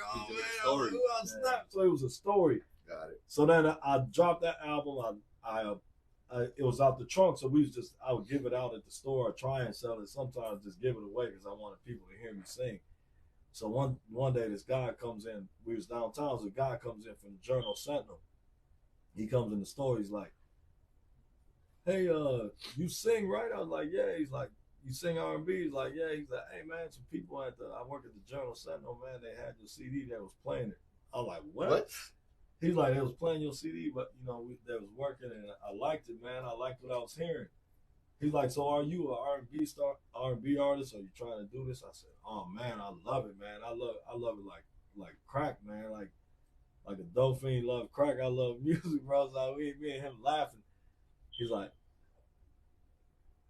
"How would you feel about being in the Journal Sentinel, right?" I was like, "What in it?" He's like, "Yeah, the entertainment section." I'm like, "Yeah." He's like, "Okay." He's like, "So I'm gonna." He goes, "This what we'll do, man. I got another singer by the name of Sincere." I was like, "Oh, I know Sincere." He's like, "Yeah." He's like, "Yeah, y'all both gonna be in there." So I'm like, "Oh, okay, yeah, man, I'm down, right?" Bless you. So he takes me outside, right? And on the side of our building at the store where we worked, the clothing store, he shoots a photo of me. I was dressed. I had an army fatigue jacket on. I was hip. I looked like a rapper, bro. I had a do-rag on. So then he takes the picture, and then he goes gets all Sincere information. As he interviewed me, I told him my whole story, whatever. So then dude goes to the Journal Sentinel. It's like 2 weeks later, bro. I just had my twin babies, boy and girl. They 20 now. That's crazy. That was 20 years ago, bro. Man, dude, I remember walking I lived on 18th and Lincoln, fam. I walked my sister calls me in the morning. "Oh my God, bro." I didn't even notice. She was like, "Oh my God, David. Oh my God, you're on the front of the newspaper." I said, "What? Get out of here." She was like, "You're on the front of the newspaper." Dude, I ran to the corner store with OP, that old pantry on 18th. Dude, the Arab dude, "You want a newspaper?" "You want a newspaper?" Oh my God, like, you superstar, like. And I'm sitting there like, because he know you, fam. Because I come through there. Yeah, so bro, I'm just sitting there in shock, bro. Like, I almost wanted to cry. I was in shock, fam. I'm like, what the heck is going on? So I took the paper home. I looked at it, bro. People was knocking on my door in the neighborhood. It was crazy, man. So that, like, I get a call from this girl that I used to hang with my wife, real tough. They used to work together. They was tight. And I had saw her flyer. She had an R&B girl on the flyer, and they were doing R&B shows. So I called that number, right? I was like, I didn't even know it was her, fam. It just said Alana. So I called the number. I said, yeah, may I speak to Alana? And she was like, yeah, who's this? I was like, oh, this Dave Vela. I'm an R&B singer. Oh my God, Dave! She's screaming, I just saw you in the paper. I said, girl, look, are you doing R&B shows? She said, yeah. She's like, what you trying to do? Let's go. I was like, let's go. Dude, she came to my crib, talked to me and the wifey. Like, hey, she talking to my wife, get down with me, be my partner, let's book Dave. He in the paper, he's finna blow up, right? Dog, they start booking me shows from the north side, downtown, everywhere, remember? Yeah. Man, I bullshit you not, from 04 to like 2012, fam, my name was like at the top of Milwaukee, bro, like one of the best R&B singers here. Yeah. And it was crazy because like I did so many shows. I've sang in front of so many people, dog, and I perfected. Like I even had time to perfect. Like after all them years, I ain't gonna lie, dog. My live, like I plan on doing something private. In a month to come, I want y'all to come out, dude. Like, let me know. My live performance is crazy. You know what he didn't mention is that at the time I was rapping. Oh yeah, he was rapping too. So we was kind of doing a twin thing. We was doing a twin thing, and we started. That's what I mentioned earlier. How we was the first. We was like the first to do open mics. Yeah, and it really wasn't even an open mic. It was just like shows. It was this girl Alana, that shout out Alana, that was setting up these shows. Her and Dave's wife Monty gave us setting up the shows at like local bars, bro. Mm-hmm. So we would come in and we would bring revenue to the bars with our music because people would come to see us, and then they would drink and kick it. So they'll drink, kick, and see us perform. So we was performing a little twin act. I would rap, he would sing, and one of the things like that I forget to say, he didn't mention too. Even I'm not gonna let him go past what I was saying. It is at the time we linked up with my guy Gideon and his brother, the twins. And they linked us up with, we did shows at Marquette and UWM, man. Yep. And then I wasn't even greedy with it. I was bringing other R&B artists. There was a Northside studio called Trio. They had artists. I would let their R&B artists, whether a girl or a guy, I'd let them open up for me. So I was giving them the stage. Mm-hmm. You know what I'm saying? And they was getting on because a lot of people were seeing them sing. But yeah, moving along, bro. Like I said, touch the surface, man. So open mics back in the days, bro. Open mics. Name me some places just briefly. Okay, so actually, what is that? 60th and Burnham. They used to have an open mic there, like 2012. Okay. Trunk Buster. Yeah, Trunk Buster and all that used to Sinister. Sinister. New Buster. Yeah, like Sinister New Breed. Matter of fact, Joey D was down there too. Shout out to Joey D. Yeah, a lot of people was down there, and shout out to Rare Mob. Yeah, Rare Mob. Everybody was there. No love, bro. Everybody was there, bro, and what I liked about that, bro, like let me just say this real quick. I had an album with a guy who did DMX first album called Cold Nights, Rainy Days. Y'all can look it up on YouTube. It's one of my dopest projects. And this is where I say, like, and that was DMX album. That was his first platinum album. Yeah, it's Dark in Hell and Hell's Hot. Dude, the DMX. He did my I did a whole album with this guy. Shout out Justice Johnson. That was his name, man. Justice. He lived there. Shout to him. Yeah, and like he did DMX first album. I saw the plaque, the Def Jam plaques. I was blown the fuck away in this dude's studio, man. So I would listen. I would go there and listen to beats, and then we just made a whole album, dude. That and put it out like crazy, man. That album, X rest in peace. Man, you should check it out. Matter of fact, I'll put it in my video in y'all inboxes later. The video's nice. It's called Cold Nights, Rainy Days. That was the name of the album, dude. It was nice, and it came out like I dropped that when J. Cole just came out. J. Cole just dropped. He had just started making music, like around that time, what ended up happening to me was I was supposed to go on a little tour, and they wanted me to front up like $5,000. I'm like, man, I got a wife and kids. I can't give y'all that. You know what I'm saying? I still work. How am I gonna upfront $5,000 on a you know, it was Jeremiah leading the thing and like some other artists, and it was like a Midwest thing. I was gonna jump on it. I couldn't do it, so I ain't gonna lie to y'all, bro. I think I kind of was broken hearted. I did. My guy Corey ended up taking me and him to Chicago, and he had what's Shout not out Tony Corey Stevenson. Yeah, bro. shout out Corey Stevenson for doing this, man. Like he took me there, and he took me to Chicago, and I performed at like 3 places in one day, bro. In the shot, it was crazy, and got mad love. Like man, That was like crazy, no other bro. love I ever felt before. That was crazy. Chicago showed Chicago, me big love. They bought his CDs. Yeah, they was and buying my everything, CDs. It was crazy because I had a lot of CDs, and then what ended up happening was I CD stopped, days, bro. bro. I CD hated days way harder, Yeah. right? Way Hell harder. yeah. bro. I started hating the album, bro. I started not liking it. So then one day I went, and this is my best album. It's produced the best, sounds the best. My singing on there is amazing. So like when I go back and listen Your to it now, expression on the album. Your yeah. expression on So the like album. what ended up happening was I said, man, you know what? Let me get away from this album. Let me get in with the I just something about me always wanted to go back to the underground. So that's where everybody was. You at. could be you there. The first the open mic was everybody, all the new people trying to get on. I was trying to learn what they was doing. Maybe they could learn from me, I could learn from them, and I could feel it, embrace all that. So I went into the open mics, and I just started doing a lot of things with Milwaukee artists, bro. Connected with them, collabing with as much as I can. So I thank God for that time. That was dope. Name me some quick places that you performed at. Like I did the Riverside Theater one time. I did a Freaknik in Atlanta. Okay. I sang in New Jersey at some lounges. I sang in New York. I did this big JC. Oh, this was crazy. And when I worked at JC Penney's, right after my heart surgery, they entered me into this behind my back. 2 managers took my R. Kelly. I got an R. Kelly video on YouTube singing "I Believe I Can Fly," and they sent it to the JC Penney headquarters, which is in Dallas, Texas. And they were trying to find out the people who could sing in JC Penney's, and like they picked the number 1 from like so many states, whatever. They picked 10 of us. I was one of the 10, and actually they invited me out there. They flew me out there, bro. It was like in this thing called the Gaylord Resort, and bro, it was crazy. Like they had this, it was like a dome. It looked like a football dome. And it was a hotel. It was all rooms.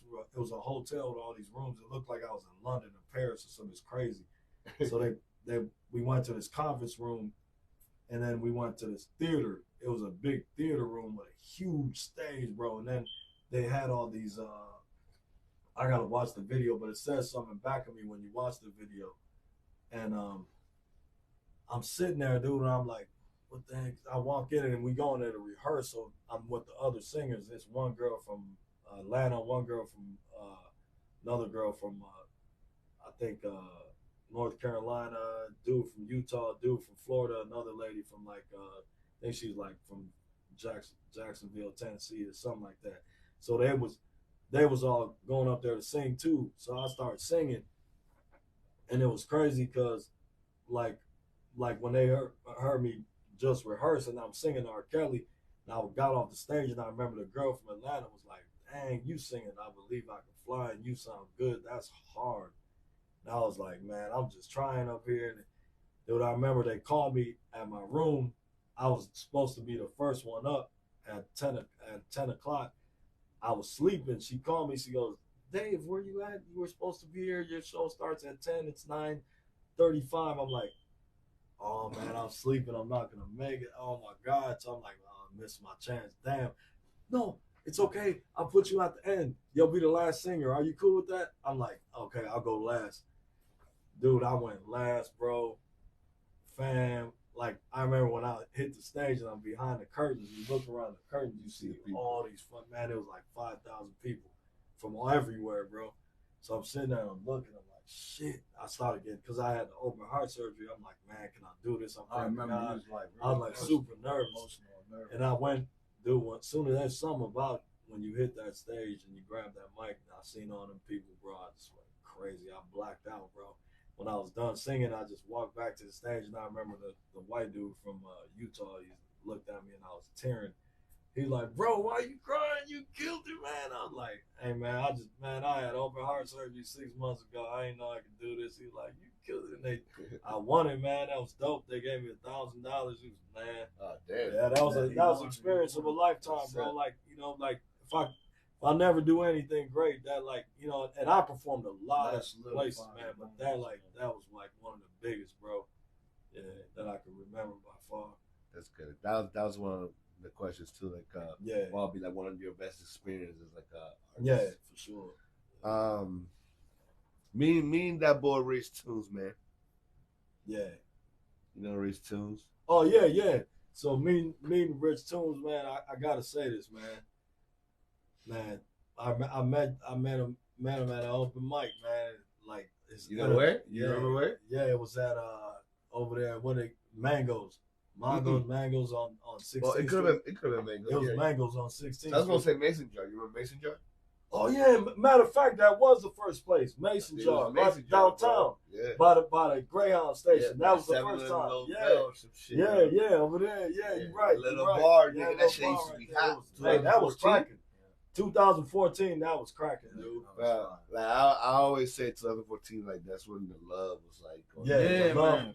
Hey, right?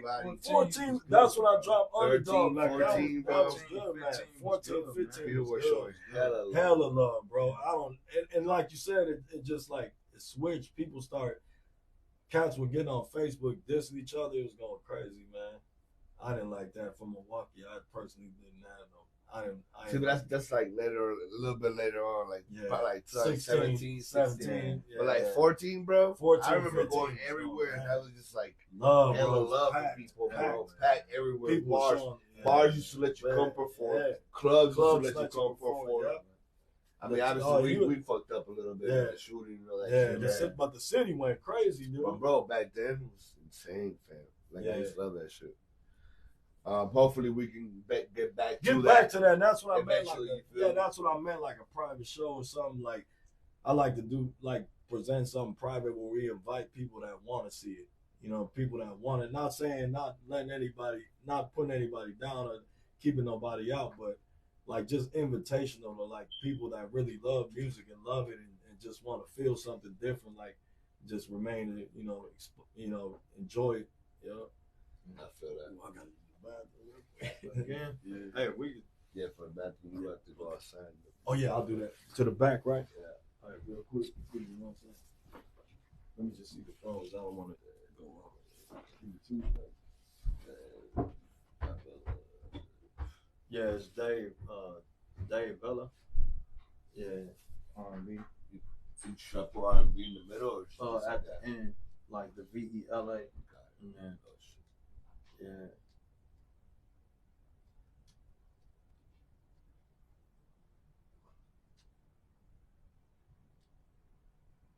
And then B, yeah, it should be good.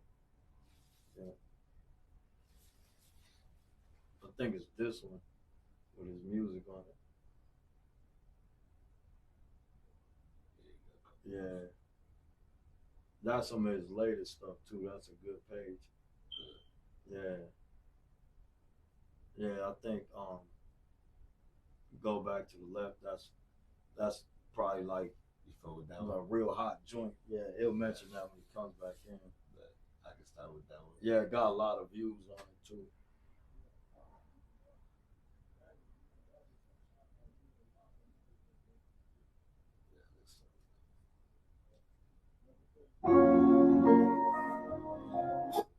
Hey, did you want me and Dave to switch seats when you start asking me questions, or it's cool how it is? It's up to you. That's what I mean, they used to stay there, but that's up to you. Yeah.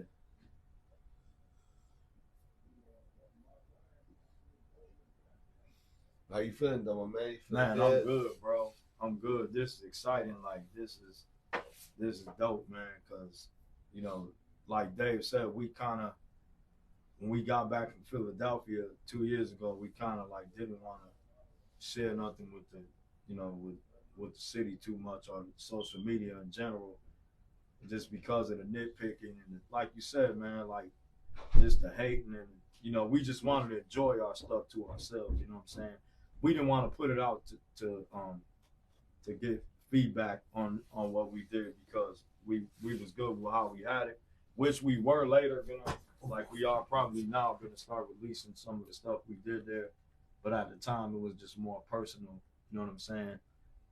Because we wanted to keep ourselves like, you know, motivated and to going on to the next. Because I tell people, you know, I know everybody talks a lot about you know, use your haters as more motivation, but hating is a bully trait. So to me, it's a bully trait. So it comes. That's what a bully is. You know what I'm saying? Hate on you because you got lunch money, it's jealousy and shit or whatever. That's what hating is. A bully trait. It's true. Like you know what I'm saying? So like hate never motivated me to do anything. No, me neither. The people that I inspired, the people that I lost, and the people that I had great experiences in life with what I'm doing motivate me, bro. The hating does nothing, bro. You know, people just gonna hate whatever. You know how you feel. You know what? Like me and bro, it's all the friends we had in our life. Me and bro, we got love. We got love for people. I can spread love faster than I could can spread like being hate, anger, right? Like what he's saying, we ain't got nothing against what nobody doing. Yeah. Like I put on Facebook the other day, I'm not scared to support nobody. This ain't a race. If you nice, that's how the shit. Like, dude, this is nice, man. Your setup is nice. It's not front. I ain't saying it because we just on here. This is dope, man. It's an honor being doing this, man. Like, matter of fact, I feel like you bringing me out my shell a lot because, like, sometimes I do go in the shell. Like, I'll be making so much music and then I just stop. Dude, I got a lot of new music. Lots, tons, bro. We're gonna show them right now. You yeah, ready? For sure. Yeah, let's go. There you go, pop that rich liquor, man. You ready? Let's go. Y'all can do it how y'all want. I'm staying out the way. I'm staying out the way. I'm staying out the way. I'm staying out the way. I'm staying out the way. I'm staying out the way. I'm staying out the way. I'm staying out the way. I'm calling my own place. I'm calling my own days. Ain't a thing I can change. I change all my own ways. Through the vision that I see. And the glass thing I see through. Man, it's funky, but I see through. Let's go. Cause I can see what I want to. I'm staying out the way. I'm staying out the way. I'm staying out the way. Oh, I'm staying out the way. I'm staying out the way. I'm staying out the way. I'm staying out the way. Oh, I'm staying out the way. Not backing up, I back it up. Let's go. Man, I'm talking, but it ain't no what. Ain't no slacking, cause they don't give it up. Turn up. You're watching Rich TV. Let's go. I'm chasing my Indie Route 74. Let's go. If I'm going where I'm going, I'm still right, I'm still left, man, I'm focused. I'm staying out the way. I'm staying out the way. Every day. I'm staying out the way. I'm staying out the way. I'm staying out the way.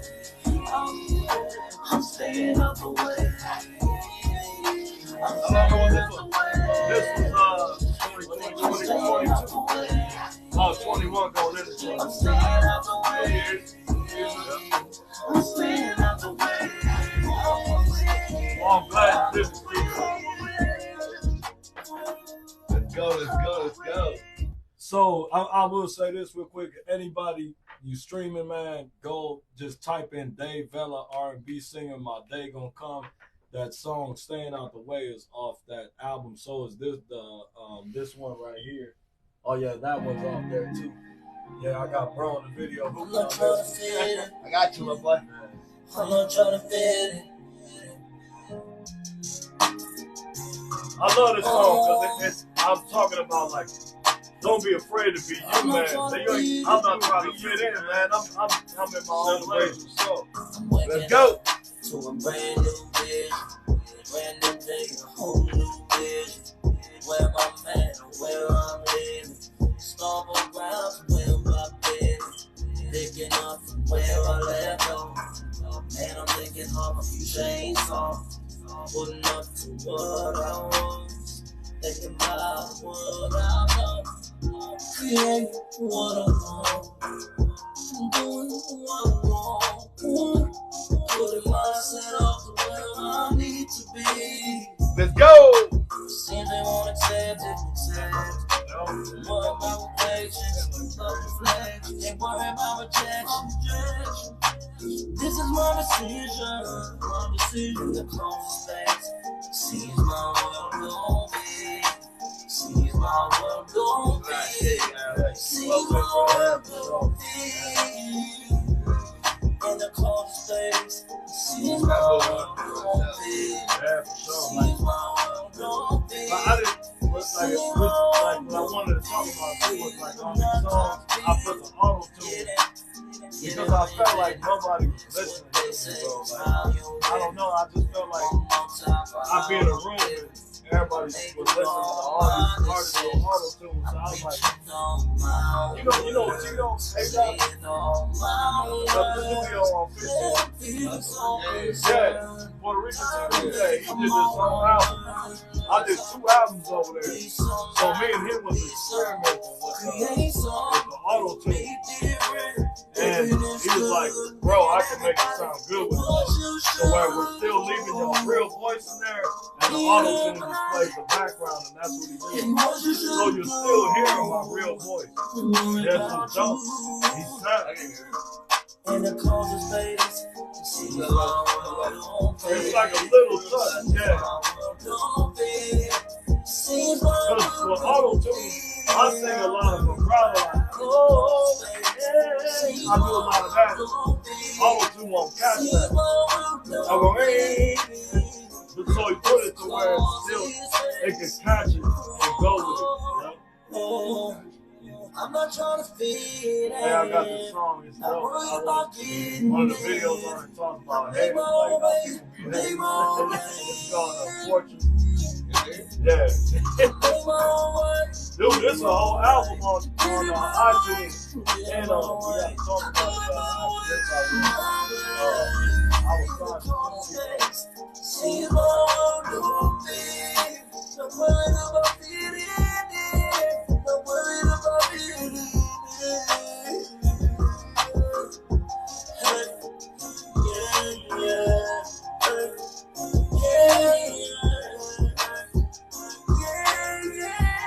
Let's go, let's go, let's go. David Vela, let's get it. Man, that's love, man. So we're gonna show the other one, yours? one more, yeah, Right here? that one, yep, it's that one. So this song, Portraits, everybody out there, so like this song, I liked it when I did it. You ever feel like it could be your family members, bro? It could be your friends. It could be used to be your friend. It could be an ex-girlfriend. It could be whoever. People at work hating on you, and you feel it. Mm-hmm. So I came up with this song because I was like, I'll build a motherfucking fortress around me where none of your bitch ass energy can get in and touch me. You can hate me. You can tell me I ain't shit. I build that fortress around you. I can't hear it. I can't see it. I don't feel it. I'm in my own world. Yeah, your own world. Yeah. So like this song, I made this because people might feel like that. Like nobody likes him. Everybody hating on him. Like I've always, like me and bro hate bullying, bro. I've always been against bullying, bro. Like I've never liked bullying, bro. Like I've never been a part of that. I can see somebody picking on somebody, and like even at work, sometimes it might be a couple dudes, salesmen that sell cars with me, because I sell cars now. And a couple dudes in there be getting mistreated, and I don't do that to them. While they shitting on them, I'll go show dude love right behind him, and then dude will turn around and be like, "Dave, you dope, bro." He's like, "Man, like I make the dude feel good about himself." You know what I'm saying? So like even on the song, I put that out there like, dude, build that fortress around yourself. Because saying, can't nobody touch. If God woke you up this morning, God said you got the permission to be here. Right. God gave you the permission to be here today. So all them devils and demons and shit, beat it, motherfucker. Let's turn up. Let's turn up. Yeah. Oh, I got my daughter on there. My oldest daughter. She be singing too. Yeah, that's her. That's my oldest daughter, yeah. Bro on this one too.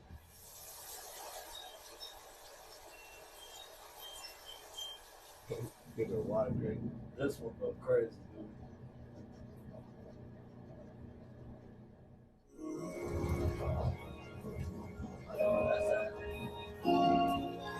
Fortress around me. I'm in a fortress around me. Keep that fake shit from around me. Hey, looking at everyone that come around, and I'm hoping that they will me. Keep that fake shit from around me. Hey, no friends, Let's go! no fake friends. Y'all watching Race TV? Let's talk about it podcast. Interview number 74. Let's get it. Let's get it. Let's get it. Dave Vela, Rocky Vela. Let's go.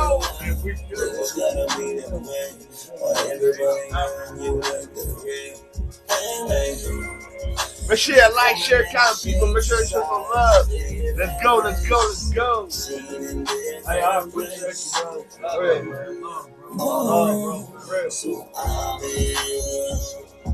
Let's go.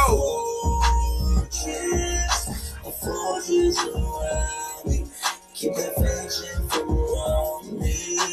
I'm a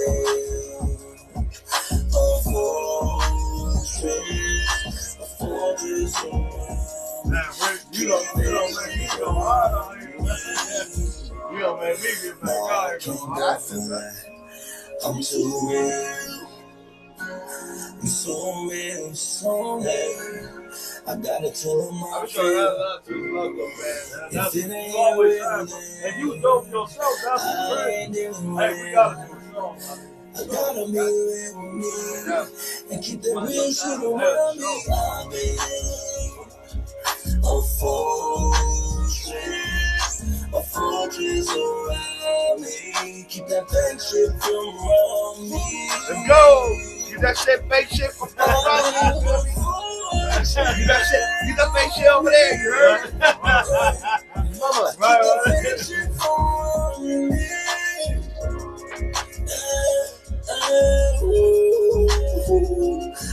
Keep that fake shit around me. Keep that fake shit around me. I've been fortress around me. I keep that fake shit, keep yeah.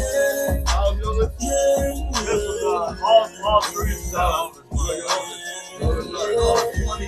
25 now, yeah. No, wait, that's 26. 26.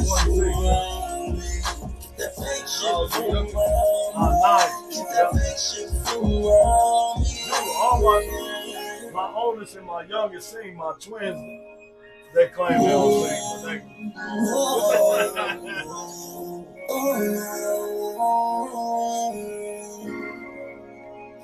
Shout out to my boy, man. Shout out to my boy. Make sure you go check it out on YouTube. Let's go, let's go, let's go. Look like he got a 10 right there. Like he just came straight from Miami and shit.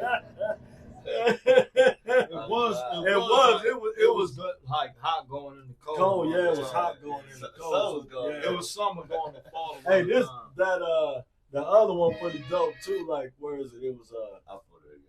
I'm putting some locals right now. Oh yeah, go ahead for sure.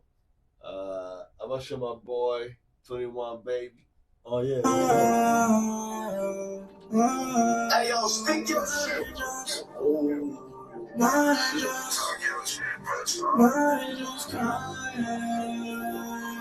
Let's go. My demons fear me.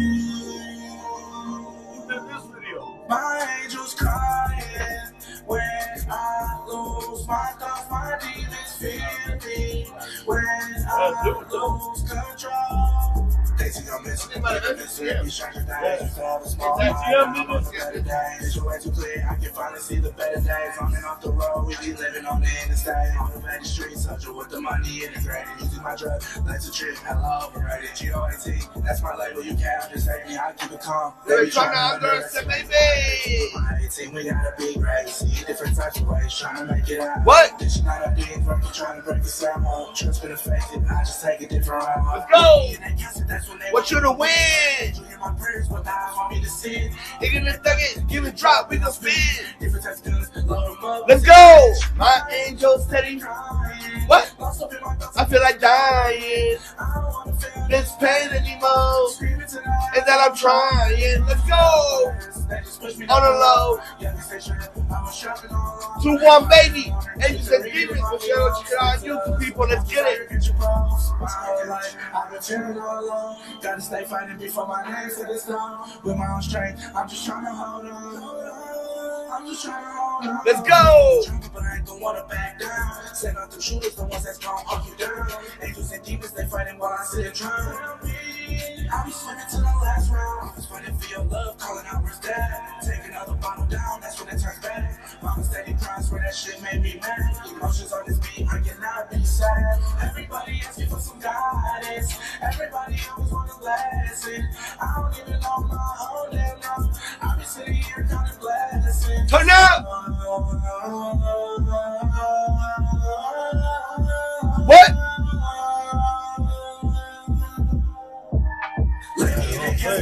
Want you to win.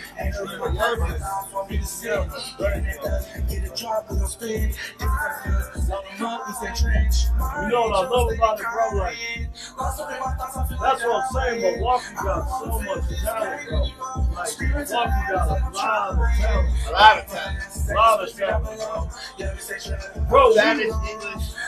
and what's dope is like, what's so like multicultural here. You got white, black, Hispanic, Asian, like we got every race here, fam. Y'all ever think of that? Like, and that's what does make us like. Shout out little dude. Yeah, like, so shout out diverse. little dude. He nice, man. He was nice. Little Hey, man, that's hot, my bro. first- Little man, bro, yeah. hot, bro. That's my first interview. Yeah, Little and bro, hey, tell hot, him man. keep that music going, man. Yeah, Reach out to me. I'll sing on the hook for him. I ain't like that. I fuck with everybody, bro. Hey, You know what I'm saying? CTM on the That was video my first too. Yo, interview. man. Yeah, Out CTM of on the the video, 74. man. Oh, word, man. We're 74 Man, today. bro. He Yeah, was the number one. yeah. And Yo, to this that's day, I fire. still show that nigga love. That's Man, fire, and you know man. what? Shout out to you, fam. Like, To this day, look, let me tell you something, bro. You making a platform, bro. Like I said, he bringing me back out my shell. You know what I'm You saying? know, that's Like, why I say God God works. timing, bro. God Nigga, works but- different. Here I am selling cars, like, and then I'm here on a Sunday. Look, every other nigga at my car lot ain't doing this right now. They at home eating chips. I always tell him, and you shit. know what I'm saying? Like, if everybody don't got a car, come to Superman. Is there a game today? Is there a game today? I was about to say, like, damn, motherfucker probably watching that shit. Yeah. Everybody got. But like here it is, like, but all I gotta say, man, is this, bro. Like, after everything I've ever done, like I was signed to Sony, fam. Like, I was signed to Sony, and I had an album called Blinded by Love. It's still up there. But fam, I was looking on. So, like, for all artists, bro, know this. There's levels to this shit. So you just put your shit on Spotify that don't give you shit. Them motherfuckers, Spotify don't do it's a nothing. penny a play. So you probably out of like somebody on YouTube said you get 1 million plays. That's like $200, bro. It ain't shit. You know, it's pennies. So like versus back in the days, if you sold an album, and let's say I was an artist and I was signed to Sony, I got $2 off each album. Yeah. You know what I'm saying? So like, but if I was a Babyface or R. Kelly, who I wrote all my songs, made all my beats, now you got to give me half at least. You know what I'm saying? So just do the math on how much money they was making. And then R. Kelly and Babyface as artists, R&B artists, were writing for other R&B singers, so they was getting paid off that shit. So like all this shit it's a headache. If you was to sit down and think about everything you do, it's a headache. So you got to think that there's levels to the shit. What level you want to be on? Yeah. If you want to be this big ass superstar, there's levels to that shit, bro. So I was watching I don't know if y'all know, there was a We Are the World behind the scenes with Lionel Richie on Netflix. I watched it the other day. Anybody can go watch it. So We Are the World was a song that Michael Jackson, Stevie Wonder came up with that the world could, they were trying to save people from Africa from starving from hunger. But anyways, what I'm getting at with this is like those were real motherfucking artists, bro. Real, they lived. That nigga didn't have a wife, a girlfriend, nothing next to him, bro. Singers, bro. These niggas went to the studio. They every day. This their life. Stevie was playing for Stevie. People don't even know Stevie Wonder was playing for rock and roll, motherfucker. The Stevie Wonder was crazy. He was playing for everybody, and he couldn't even see. Exactly. But and one of the singers, one of the white dudes, he was a famous singer. He said Stevie Wonder is blind. He's the most intelligent in this room. And there was a room full of superstars, and dude said it. He said, I'm around Stevie Wonder, I'm starstruck. Like, and he was a superstar. He was like, what the hell? I'm with Stevie Wonder. He was nervous. He couldn't even perform, bro. Because Stevie Wonder was in the room. He got scared like he just started singing again. And I watched that and it made me remember who I am. Like, bro was saying it in the car. Like, he said, Dave, don't try and compete with these kids. Like, let them be them. You know what I'm saying? It's true. Like, so, like, where I'm getting at, bro, is on this. So we just listened to 3 of my songs, right? So I made this album called My Day Gonna Come, right? And I think what I was doing with that was making motivational, inspirational music. Right. So if somebody was motivationally speaking to somebody, oh, you can do this, you can do it, you can. So this what I did on this album. And every song talks about that. Like you can have something you go hard at. You can have something you want to go hard at this or on your music. I'll tell you on the song, you can do it. Like every song talks like that. So it was like so what I did with this music, I said, I really want people to hear what the fuck I'm saying or at least try and hear what I'm saying. So I threw the auto-tune in there on purpose.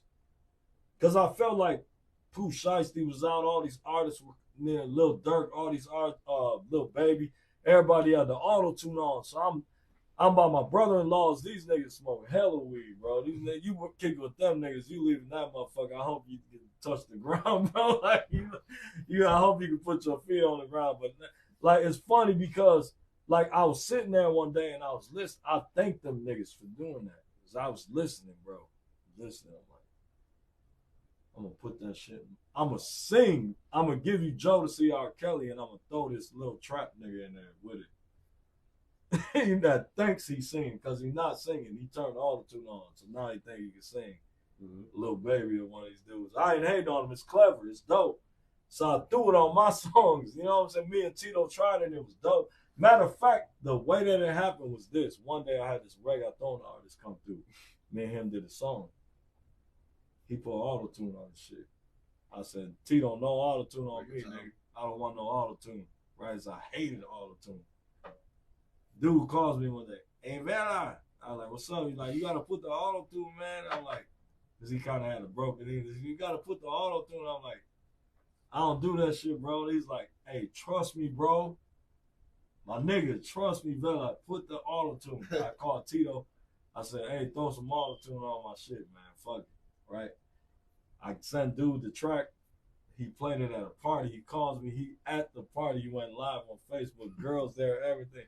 They loving this shit, bro. He's like, my nigga, you gotta put auto-tune on all your songs.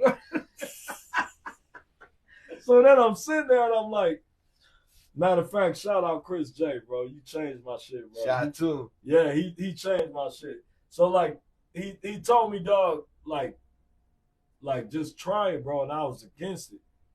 And when we tried it, it went on these songs, dude. It's because people think about they think it's like they think different about auto-tune. They think different about auto-tune. Is about you can level up an auto-tune. But levels to auto-tune. You can have it low, you can have it. So higher, I told dude. To me, if you ain't on like the Travis Scott, because you know a lot of the Puerto Rican singers, they do that shit. A lot of the what is dude named Bad Bunny? All them do that shit. Yeah, but that's what I'm saying. It's a level. That's a level, yeah. Because you can put it real low so you can still, like you said, your voice. Yeah. You can hear your voice. But there's other niggas that sound like Alvin the Chipmunk.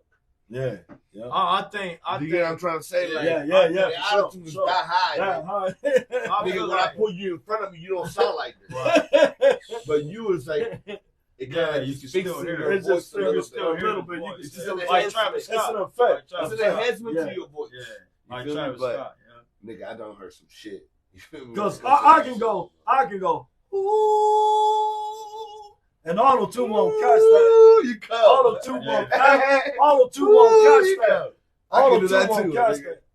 I go, yeah. I And can't auto do that tune will one. go off. Like, auto tune won't catch that. The end of the yeah, I'll be like I'll throw it I off. feel you. I feel that. So that's why I never liked it. Like, because I one feel of my that. boys tried it, but I'll like, be feeling like hey, some Tito what got that natural- shit though. But you're Tito- also a natural singer. Bro. yeah. Like you're actually that's the separate. good at that's the singing separate- too. Yeah. So you yeah. probably hear yourself and you like, I know a person like maybe like us or whatever, will be like, whatever, that shit sounds cold because we, Yeah. Right. it sounds better than what the fuck Like we sound like. T-Pain and Yeah. shit. You feel me? Yeah. But when a nigga like you that actually can sing, bro, you probably hear that attitude and you can actually pick up little tones. And Little you're like, tones, nah, yeah. this ain't it. You feel me? It's, Yeah. it's different, bro. But you could tell if it don't sound right. Yeah. For sure. No. Let me put another one real quick. Let's put that boy GP. Yeah, GP. Shout out GP, love, bro. Put that sound real quick. Oh, yeah, for sure. Oh, you gonna go outside? Always gotta stay strapped up. Just in case if a nigga wanna act up. The Julio got me all fucked up. Got your girl face down, ass up. Lit, I'm about to get lit, boy. Lit, we gon' get lit, boy. Lit, I'm about to get lit, boy. Fuck on me and you get lit, boy. Savage life, you know me, I number trouble. Can't for nothing, see my eyes to see the struggle. Hey, I mean nigga, but you can't knock my hustle. On some playing shit, yeah, I like my bitches double. Shots, Abuganas got the bitches stumbling, mumbling. Bottles, I be popping them. All about the Benjamins. All I do is fucking win. All I do is work. Never see me struggling. I be steady hustling. Bad bitches, I be loving them. Mexicano está la muerte para be a Mexican. Pumping that Chalino, Enrique los corridos. Riding in the Audi. Fuck my enemigos, see no. Always gotta stay strapped up. Just in case if a nigga wanna act up. The Julio got me all fucked up. Got your girl face down, ass up. Lit, I'm about to get lit, boy. Lit, we gon' get lit, boy. Lit, I'm about to get lit, boy. Fuck on me and you get lit, boy. I'm getting money, fuck them hating ass niggas. I stay popping bottles, drinking that tequila. I'm young, wild, savage like a gorilla. You know I stay strapped like Pancho Villa. I'm getting money, fuck them hating ass niggas. I stay popping bottles, drinking that tequila. I'm young, wild, savage like a gorilla. You know I stay strapped like Pancho Villa. That white girl turn me on like I bring a pila. Took me long time, pocket stay up Yeah, he got a lot on me. Balazos para todos mis enemigos. Ponte trucha o tu vida va a ser mía. All my niggas, I treat them like familia. I care for nothing, now you see me bottle popping all gold, everything. You know me, I'm always stunting. Always gotta stay strapped up. Just in case if a nigga wanna act up. Act up. Julio got me all fucked up. Let's go. Got your girl face down, ass up. Hey, Rich, bro, Lit, how's you I'm about recording to that? get lit, boy. Lit, we gon' get Julie, lit, yeah, boy. what's up with him? Lit, I'm Well, about I to was get still lit, boy. Fuck with me and you get lit. He's still out here, though, recording. Oh, he dope, man. This nigga did an R&B song for me one day. My nigga, that shit. Yeah, there you go. I gotta find that shit in my email, dog. It was old nigga. Watch, I'm gonna show you. Shout out to my boy GP and Micah, man. Make sure Yeah, you check it out. GP, Lit. bro. Shout out GP, bro. That's shit lit go on hard. YouTube. Yeah. Make sure you go check it out, man. Shit, I gotta drop that song with me and GP. That motherfucker go hard too. I'm gonna put y'all on some some of my latest shit. Yeah, man. I wanna hear your shit, fam. Hey, this nigga been out here going hard. Oh man, I'm already Yeah, known, he bro. been I out don't here. swear, bro. I don't swear on my shit. Hey, that's ill, yo. That's Lot dope. of- That's lot dope. of Stop me when you hear people- swear. Yeah, a lot of people can't. All I hear is ready, go, go, go, go, go, go. Hey, nigga, that's radio all day. All I hear is ready, go, go, go, go, go, go. This shit fire, nigga. All I hear is ready, go, go, go. Let's go. All I hear is ready, go, go, go, go, go, go. When now it come, all I hear is ready, go, go, go, go, go, go. When I'm on the road, all I hear is ready. Ready. When I hit the stage, all I hear is ready. Let's go. Go hard for my family. What you doing? I ride it inside it multiplying the money. All different things. I ride it inside it multiplying the money. On my grind, I'm getting it. I ride it inside it multiplying the money. Whips those look clean. Let's go. I ride it inside it multiplying the money. Hey, wake up. All I hear is ready go. Get a time for this money, double up.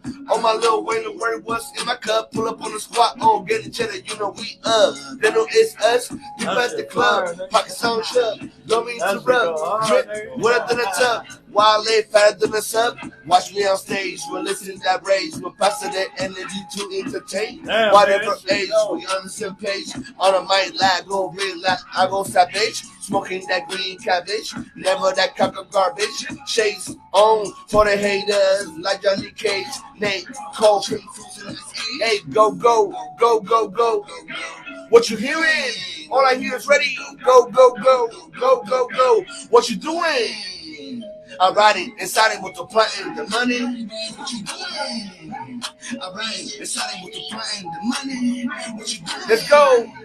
I said riding clean. Look at the grips, you'll see what I mean. Baby, show you things you never seen. Vela sent the R with a crazy scene at the pool. Sipping some liquor while counting the green. I stay on the go, there's no in between. Always on my grind ever since 13. Let's go. All I hear is ready. Are you ready? When now it come, all I hear is ready. Ready? When now it come, all I hear is ready. When I hit the stage, all I hear is ready. What you doing? I'm riding inside it multiplying the money, money, money. I'm riding inside it multiplying the money. On my grind, I'm getting it. Let's go. I got this one too. Show your shit going in, bro. Appreciate y'all, man. Man, that shit fire, bro. That shit fire as fuck. No swearing, right? Yeah, Yeah, that's what no I'm saying. cussing. No That's cussing. crazy, That's bro. crazy. That's crazy. Hey, man. see, so that's what I was saying. Like everybody has their own, I know you like their own, and that's what makes you. You know what I'm saying? My chick, hot, solar, plenty ice on my neck, polar. Switch cars like moves bipolar. Weed that I smoke green, dollar. I'm all the way up, collar. Real smart nigga, scholar. Known by everyone, popular. Still like a low wolf, singular. But it will not be regular. I'm always more spectacular. Originality, bro. Killing these beats like a burglar. Won't stop till shine and stiller. And when it be slow, tied up every day seems similar. Face being familiar. Baby, jump in that whip and feel it that this is why I'm hot. If you hot in the summer, take you to a different place and show you better. This is why I'm hot.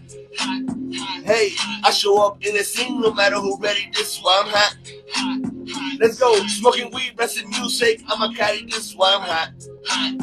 Yeah, I know you like it. This is why I'm hot.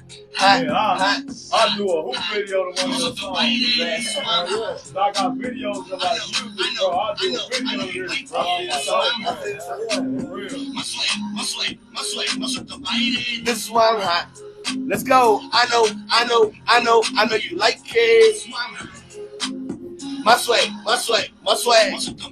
What they say? My chick, hot, penny ice on my neck, polar. I switch cars like moves bipolar. Weed that I smoke green, dollar, hot. Baby, jump in the whip and feel the leather. This is why I'm hot. Let's go. Take you to different places, show you better. This is why I'm hot. Out of here. I show up in the scene no matter who ready. Hey, smoking weed, blasting music. I'm a caddy, this is why I'm hot. I know you like it, this is why I'm hot. My foot to bite it, this is why I'm hot. I know you like it, this is why I'm hot. My foot to bite it. My chick, hot, solar. Plenty ice on my neck, polar. Switch cars like move. We die more green, dollar hot. Let's go. Go, bro. Yeah, Fire, man. Appreciate y'all. That's dope. Now we go back to the questions, my boy. For sure, yeah. Let's get Word. it. Feel me? Oh yeah. So, bro, Rocky, Man, bro. Let's go. Man. playing basketball, bro, doing your thing. You've been doing that for a very long time. Right. Ever since I Over you. 30 years, man. Yeah, so definitely ever since I've known you, you've been going crazy. So let me know, like, kind of like the background of how did all that start? Like, what's the reason of Like, that movement? Like, you just being a dude that just really loves it, like, cause you love it more than just love it, Right. bro. Yeah. Right. You live that shit. You Well, flip, breathe. you that know, me and Dave, growing up, we didn't have a dad. So, when we fell in love with something, we didn't have the upper, like, The father exploration, figure, like, we didn't have, the yeah. coming from a father, the upper like inspiration, like being inspiring for somebody higher than you, like a dad. We didn't have that, so for us, it was like me and Dave had to inspire each other. Yeah. And the greatness of God, I want to say this, like the greatness of God is what He does and the purpose in your life. Sometimes we don't dig up the purpose ourselves to see what it is He did for us being here. You know what I'm saying? And being a twin, like, kind of covered that father figure. It's like I look at him, and if he okay, then I'm ready to go. You know what I'm saying? Vice versa. And like, just learning how to play basketball was like the toughest thing ever, because somebody like Michael Jordan, being inspired by somebody like Michael Jordan, he was never good enough, bro. We sucked when we first started playing. I sucked, bro. Yeah, we didn't. A lot of y'all set off stories out here talking about you was golden since day one. You was a golden egg. Nah, bro. Yeah. Like, we was hot ass garbage, bro. We was hot garbage. Yeah. The first thing it takes, the beautiful thing of that, any kid that ain't that good at something, the most beautiful thing you will never get back in the hand in the beginning is the passion, bro. Yeah. Because you didn't even care if you sucked. Like you said earlier, you went out there regardless and tried to play. Yeah. You know what I'm saying? Because it felt good just touching the basketball, your hands on the basketball. And man, it just, like, from the beginning, that thing just, it touched me in a way I never expected, man. I ain't think like I was going to love basketball the way that I do now. But it isn't so much loving basketball. And that's what people don't understand. It's the love for the things that sport did for me and him growing up in the early 90s in Milwaukee on the South Side. Being black and Mexican or Puerto Rican, you was considered either a Cobra or GD. It was gangbanging Latin Kings was running the South Side. So for me and him growing up, looking black and Puerto Rican at the same time, we was folks by sight because of the area we lived in. We grew up on 21st and National at the time on 21st and Mineral when I fell in love with basketball. So we had to go to this playground called Longfellow on 21st and National, 21st and Scott. We had to go there and learn how to play basketball with the kids that went there. It was gangbanging going on at the time, but we didn't, bro. God bless, we didn't see none of that. Yeah, man. God put a vision in my head, bro, like made me think, I don't care what's going on. It's a war outside. I came to shoot, bro. Shoot the hoop, not the gun. I came to shoot these. I'm trying to be Michael Jordan. And that was beautiful to us because it kind of saved us, bro. You know what I'm saying? We saw something bigger than less, bro. And people don't understand. It's sad because as kids, we all need inspiration. Yeah. And when your inspiration goes to some other shit, then you know what I'm saying? That like, goes negative, yeah. it's over for you, bro. And I thought about going the other way many a times. It wasn't meant that I wasn't built for it. I just wasn't passionate about that shit. Thank God I wasn't, bro, because I wouldn't be sitting here saying what I'm saying now. But basketball, like, saved my life, bro. Like what Lupe said, hip-hop saved my life. Mm-hmm. Basketball saved my life, bro. You know what I'm saying? I didn't even care if we wouldn't even eat all day, 10 hours. Yeah, for sure. 11 hours a day, you know what I'm saying? 11 Playing basketball. o'clock in the morning till like 7, 8 at night. Just give me some water, I'm straight, yo. You know what I'm saying? good. Soda, right? The cold ass soda. Crazy, was hot. man. It was just I'm good. it was the love, just the love of trying to learn how to do something, bro.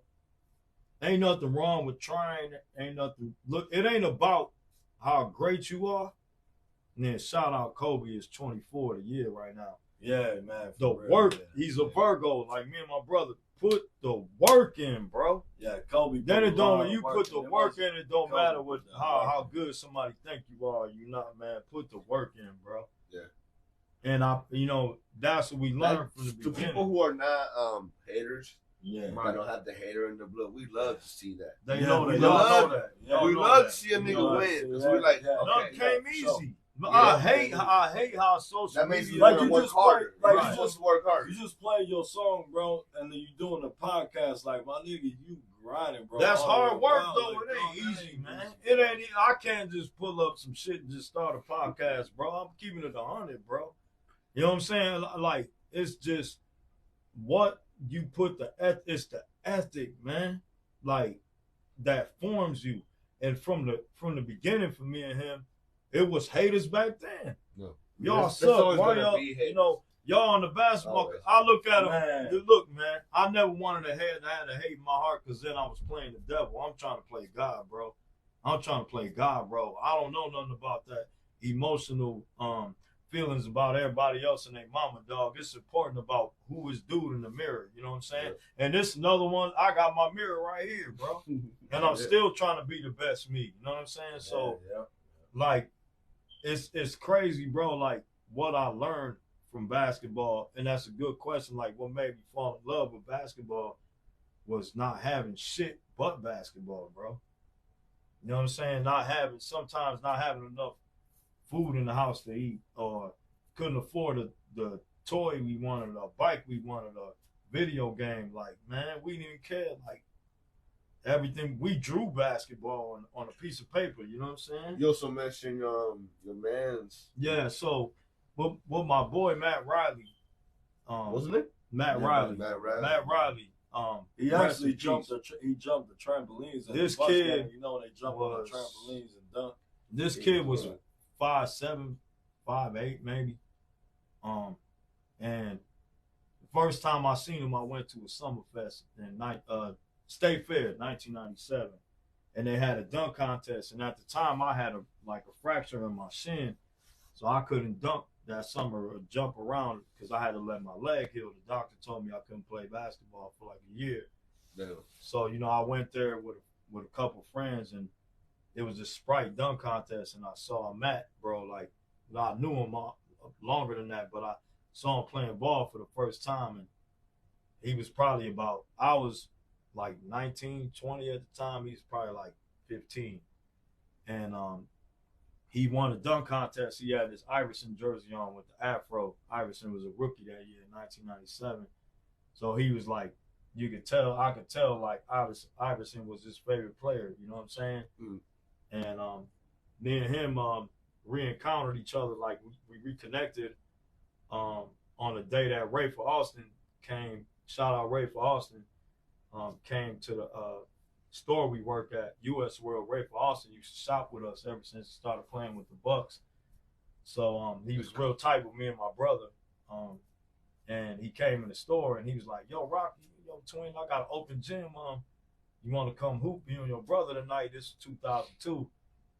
Man, y'all need to come." So we went. It was so many people you couldn't really showcase what you do. It was thousands of cats in this little ass gym in Levon Way on 15th and Center. Yeah. So like everybody was there, and you couldn't even, Display. we couldn't even display what you could do. Is everybody was overhyped about Rafe. I mean, that was the N1 era. You know what I'm saying? Yeah, But it that was shit dope crazy. because Rafe came to Milwaukee. Shout out Rafe for love, bro. Came to Milwaukee and came in the gym, no fee, no nothing, and just interacted with everybody. Wasn't even like playing really, just like and he was on Milwaukee Bucks. just experiencing it. He wasn't even with Milwaukee at the time. He was with the Raptors. Yeah. And he like just that experience with Matt and me and my brother Dave at the time. People don't know Dave who just as hard as me. You know what I'm saying? So we in that gym, and we really didn't get to showcase what we do, but it was cool to bump into some of the people that we grew up playing ball with. Yeah. And I'll never forget this. Some cat that grew up playing ball with us on the north side had saw me and my brother, and Skip was walking out with me and my brother, and the dude goes, "Hey, yo, that's the twins, man." He's like, "Man, them niggas used to dunk on everybody on the north side."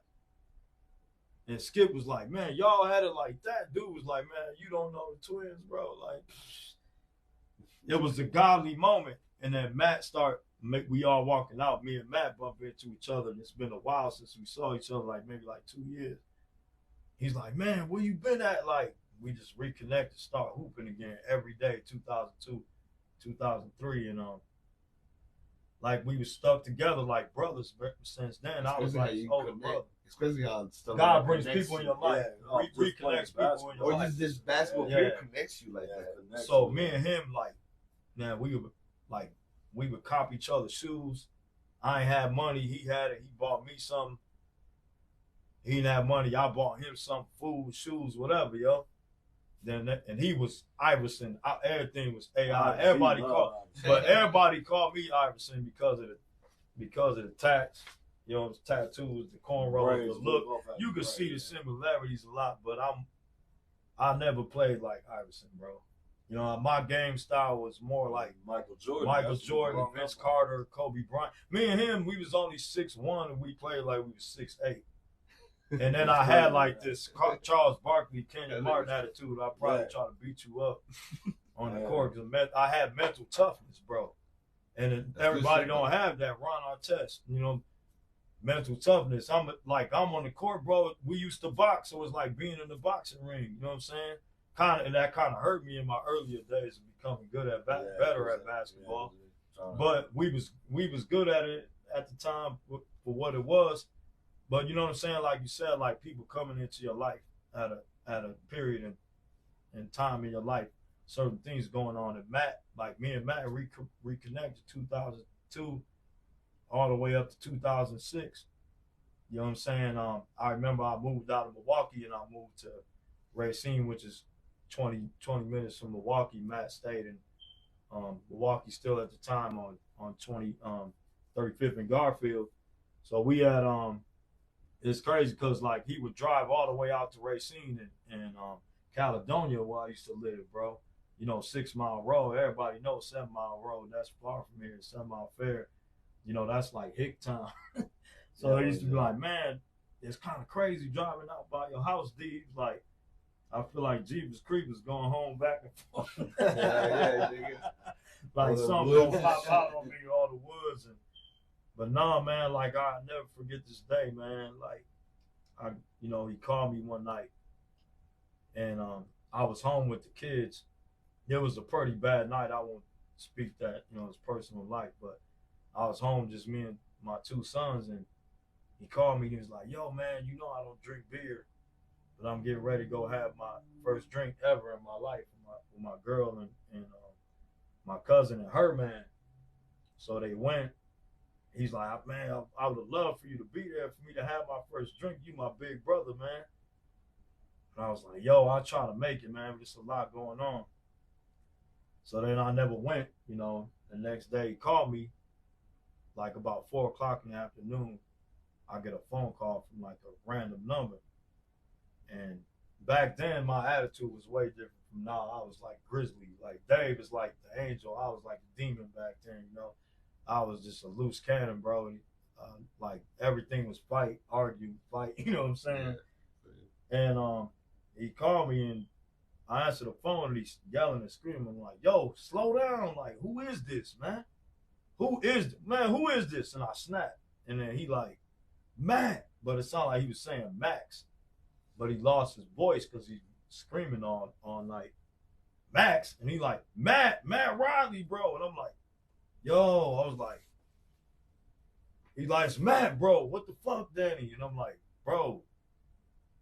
I'm like, you good? He's like, yeah, man, come see me, bro. Like, shit ain't good. Come see me. So I hopped in my truck and flew all the way to Milwaukee from Caledonia, north side of Milwaukee, to check on my boy. And, you know, he was living in Green Tree at the time off the Capitol. And I pull up, and it's not him, bro. It's not the same person, bro. You know what I'm saying? And I'm sitting there like, and he talking to me, but it's weird, you know, because it's like the person that I was at that time, that's who he was. And I'm like, bro, this ain't you, man. Everything good. He's like, no, man, niggas trying to kill me. You know what I'm saying? People trying to kill me, man. It's a lot going on. People trying to take my motherfucking life. All these haters, Danny. I'm like, Matt, you ain't got a problem with nobody. Bro, this kid had no problem with nobody, bro. Like, this kid was a people person. You know what I'm saying? He would never harm nobody. He was all just basketball, bro. And I mean cold at basketball. 5'8", bro, could windmill, slam dunk, back dunk, everything. He was doing the Vince Carter reverse 360. He's only 5'8", bro. And I'm sitting there telling him, like, bro, like, you know if somebody mess with you, bro, it's over. I'm there. I'm there, bro. Whatever. Who messing with you, still wouldn't tell me, man. You know, days are going past, and I'm on the phone with my two cousins, Vela and Ike, and I'm asking them, like, what's going on, bro? Like, they're like, what's going on? I'm like, I don't know what to do, man. It ain't Matt, bro. It ain't dude. We figured out, my cousin was like, yo, what if somebody slipped a Mickey in his drink that night? He went out to drink with his cousin and his girl. And I was like, yo, what the fuck? I didn't even think about that.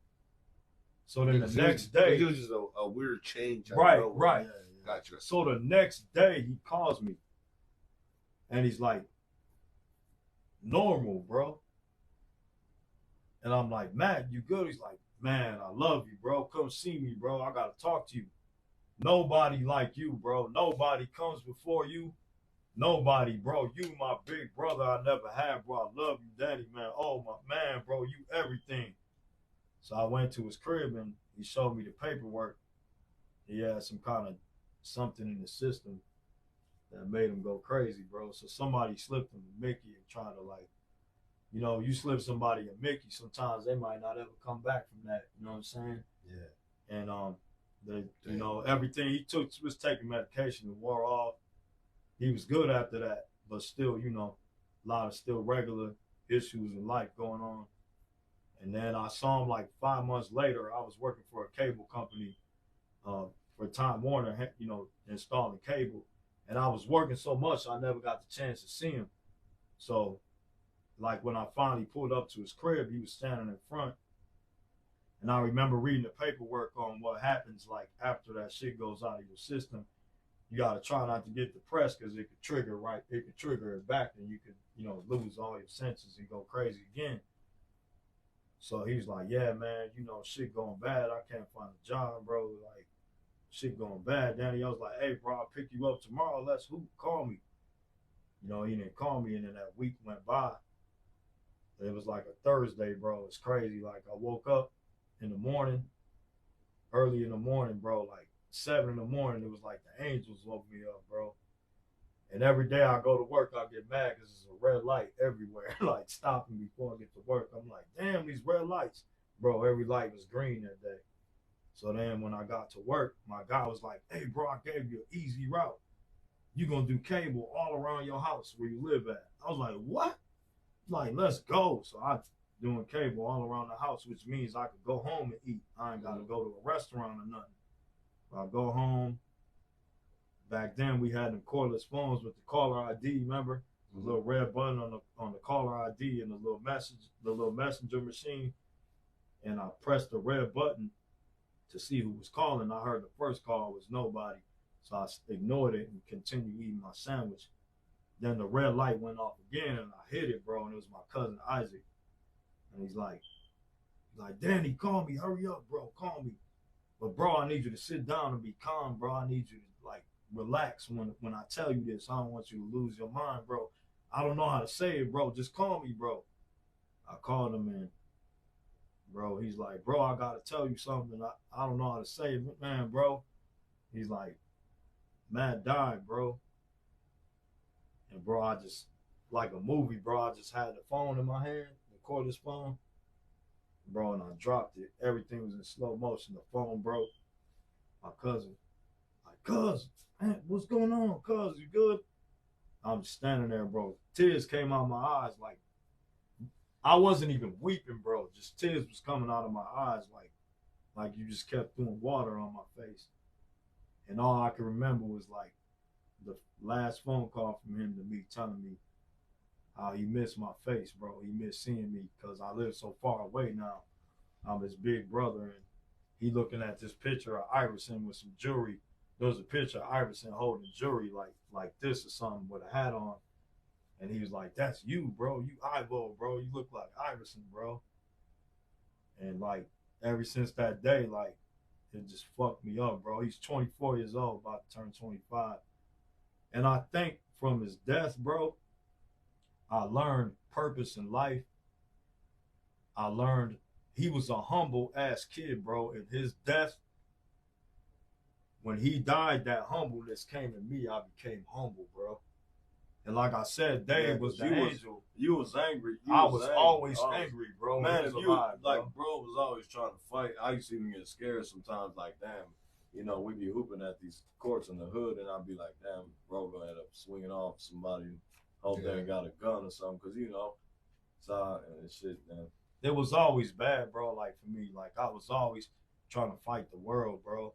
Yeah, you was. And I think when he died, it was like. It was like, yeah. But he was like, I felt something like, because when he called me before he died, he had a trial he was trying to get a trial with the Bucks. And he goes, bro, you think I could make it? I said, bro, even if just I believe and you believe you can. Mm-hmm. So when he died, that's all I could hear is him saying, Danny, if I believe you can do something, you can do it. And when he was alive, he always used to tell me, he's like, bro, I always try to figure out why you don't take basketball serious, bro. You could be somebody. And then when he died, it was like, I never found the arrogance in myself to say that it was about me, bro. It's about him. Yeah. Him dying gave me the love that I needed for the game to become who I am now, bro. Because in the beginning, in high school, trying out and all that for the team, and I never had that love, so I guess I couldn't say honestly that I love the game as much as I do now, because I share the love with when I touch that ball. It's him, bro. It's me, bro. And you know, like it's crazy, like where things go with this. So many things to this story.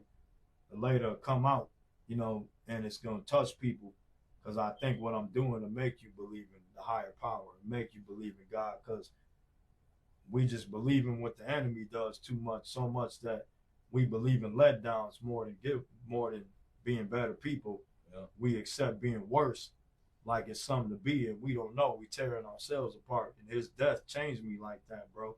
Because I used to be that dude, just destructive and just didn't care. Like if it's fucked up, then it's fucked up. I'ma live that and be that, and better not nobody stand in my way. And whoever is in my way getting took down. And bro, when he died, all of that shit just left my body, bro. Yeah. It was like God took it away. It was like his death was what was needed for me to become something to represent him.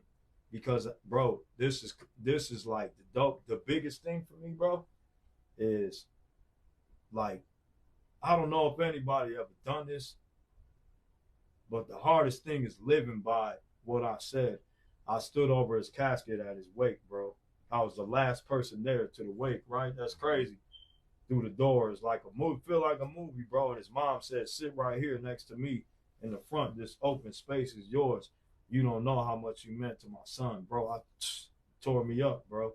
Felt like I lost the most loyal person in my life to me besides him. And then, bro, like go up to the casket.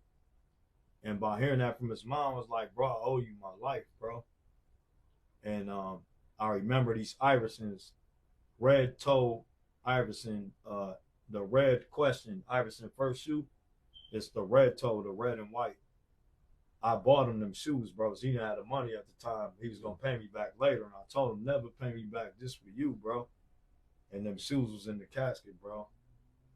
Now I looked at them shoes and I looked at him, bro, and I thought about what he thought about Iverson, bro.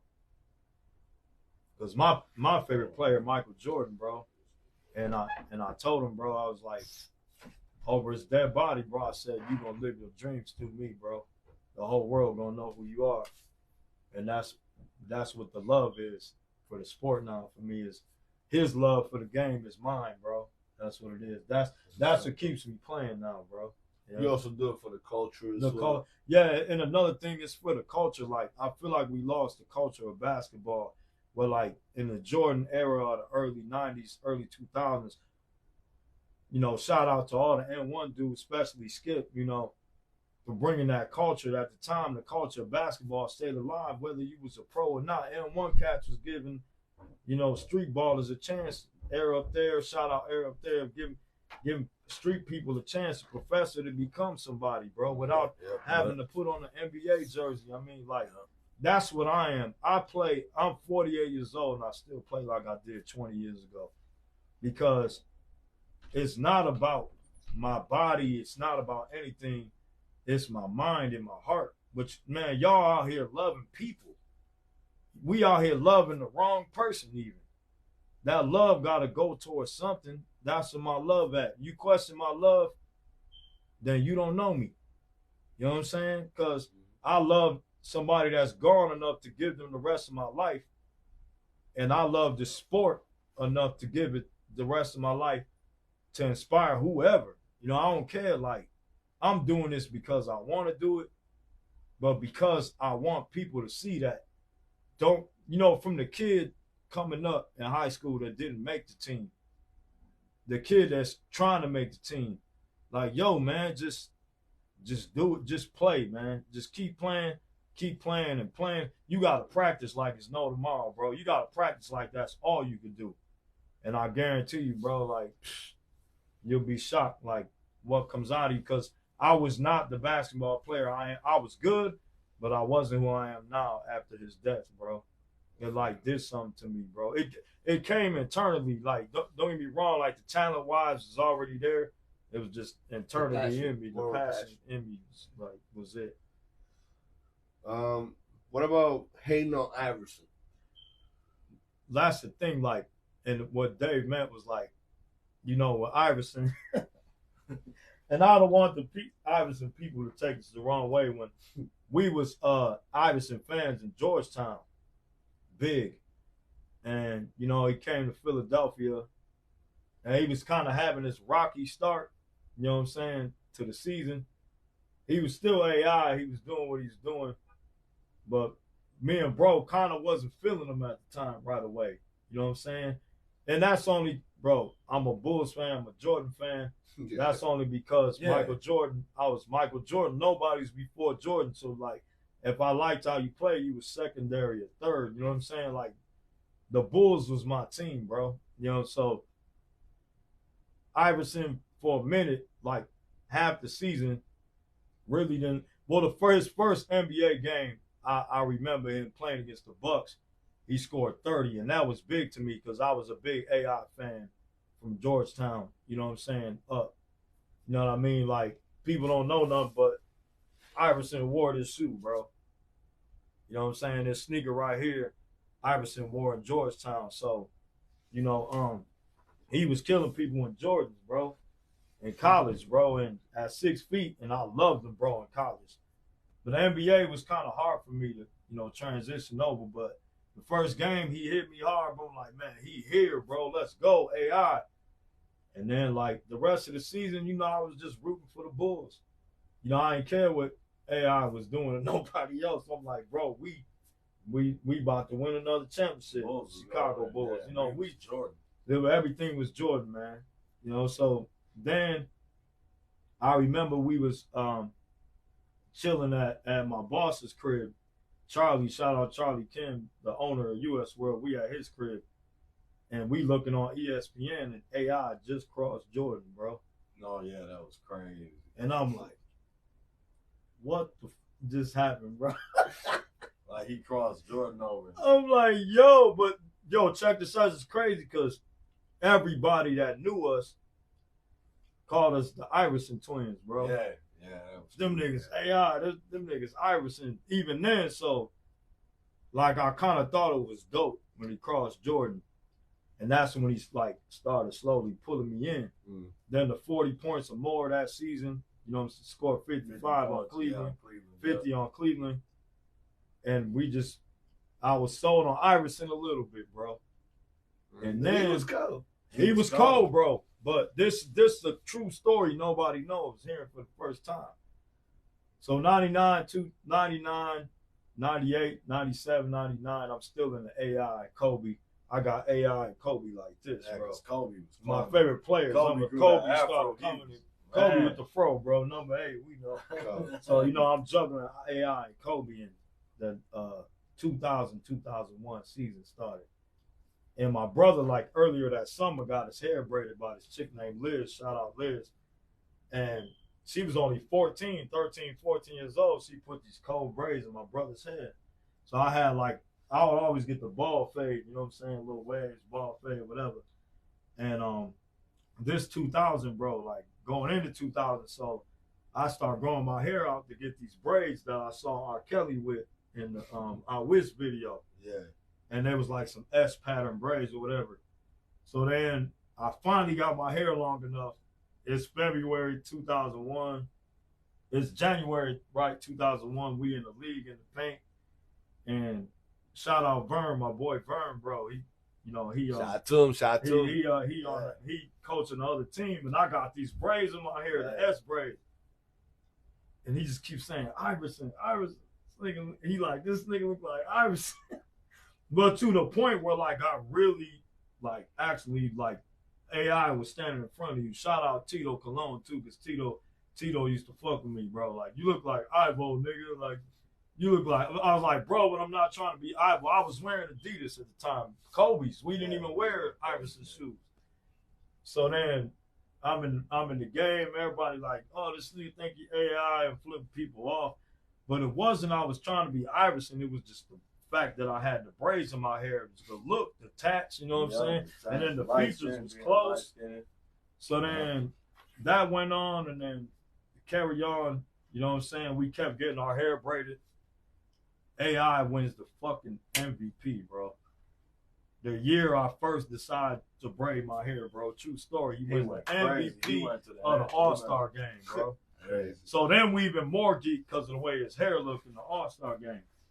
Then he goes to the finals, bro. Against Kobe and Shaq, yo. And I'm like, yo, this is so fucking dope. This nigga went to the finals. I grew my hair out. Like, yo, what kind of like God? What are you telling me? Like, let's go, AI. Like, I was a fan, bro. I was a fan too. Like, I became like a fan. Like, I think that year too. Like, man, I was watching him a lot. He was killing them. The answer 4 it was at the time. The answer 4, I didn't cop those shoes at the time, but the A5 came out. He did the commercial with Jadakiss, and bro, AI had me like Jordan had me, bro, out that commercial, bro. I was like, this.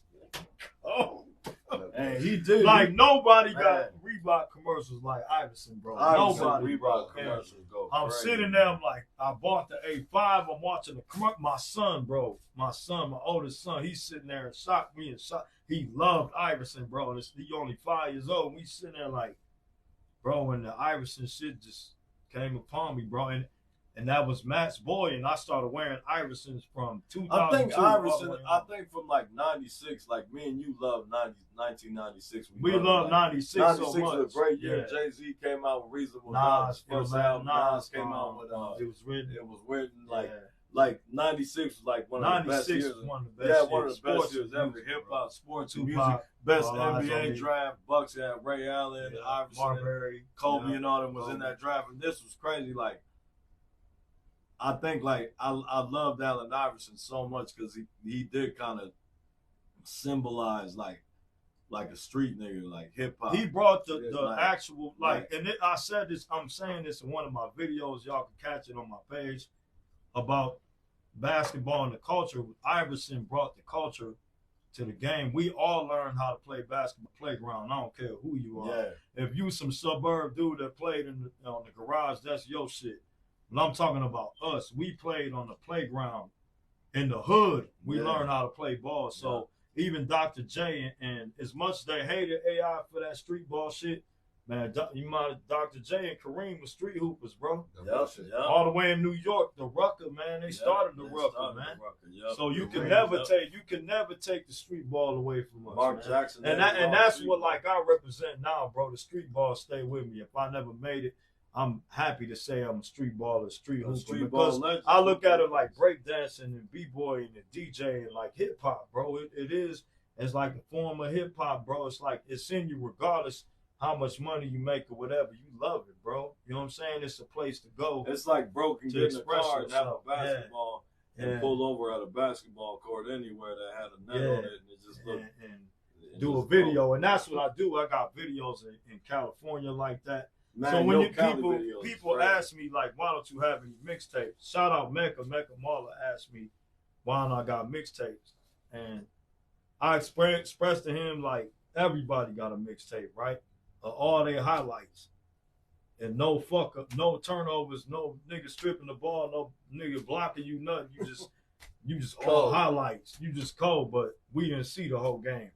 Because I'll see a highlight reel and then watch the game and it's like bro got off for like maybe 10 minutes out of 48. You know what I'm saying? So and they lost. That was real. So I'm not gonna do all that. And then I look at all these YouTubers too, like, you know, they'll be in there doing their little moves and then I see who they do it on them. I'm like, I'm not hating on you getting your viewers and all that. That's your lane. But I'm not doing that shit, man. Because if I go out to the park yesterday and expose kids, I'm not putting that shit on YouTube, bro. That's facts. You know what I'm saying? Like I play with them kids that day to inspire them, bro. Not to make them look bad. I mean, everybody, it's competition, whatever, man.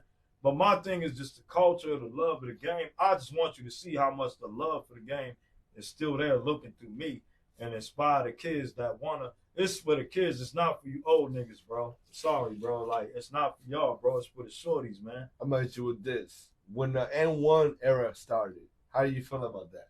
The N1 era was the best thing that ever happened to basketball, bro. Street ball, yeah.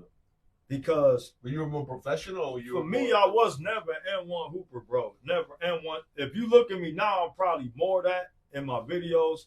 I represent the style of N1 in my videos. Because it's dope. But when I played street ball in the N1 era, I was more like I played more professional, like how should I say this? Like the fundamentals more. My game was more fundamentally sound than it was to play around with the ball. Only because I was trying to prepare myself for the next level. Exactly. You know what I'm saying? So But I was trying to get better, bro. You had to. Because you know they didn't let Skip perform them moves in the NBA. They call carries, travel. They let them do it now. You know, if Skip and AI played today, it'd be a wrap, bro. Yeah. You know what I'm saying? It's facts. Connection with Chicago, with family. Wow. Right. Oh, Benji Wilson. Wow. Oh, wow. man, Shout out Jeff Wilson, Anthony Wilson, my bro. Let me Robert say Bobby this. Let me Ray, say my this real quick. Chicago family. So, bro, one day I move in this house, right? And I just had put all my stuff in. You know, when you move, it's hard. You wore out. You're tired, right? Yeah. That moment was crazy. So I go on Netflix, right? And I can't find nothing to watch, and I see Benji Wilson. You know, on Netflix you can read what it's about. Yeah. Chicago, you know, NBA prospect, could have been better than Jordan. It's saying all this on the top, but ends up getting gunned down. So I'm interested. So I watched the whole documentary, bro. And I ain't gonna lie, I shed a tear. Like, damn, you know, they like dude gets murdered from some gang members, shot him down, and took his NBA dream from him. Like, he was the #1 player in the country, bro. Like, over Jordan, over Barkley, over Olajuwon, everybody, and none of them NBA players is coming to his house. Coming to his house. Everybody see who he was. Like, he was the first Benjamin Wilson. Yeah. He was the first #1 high school basketball player in the nation in 1984.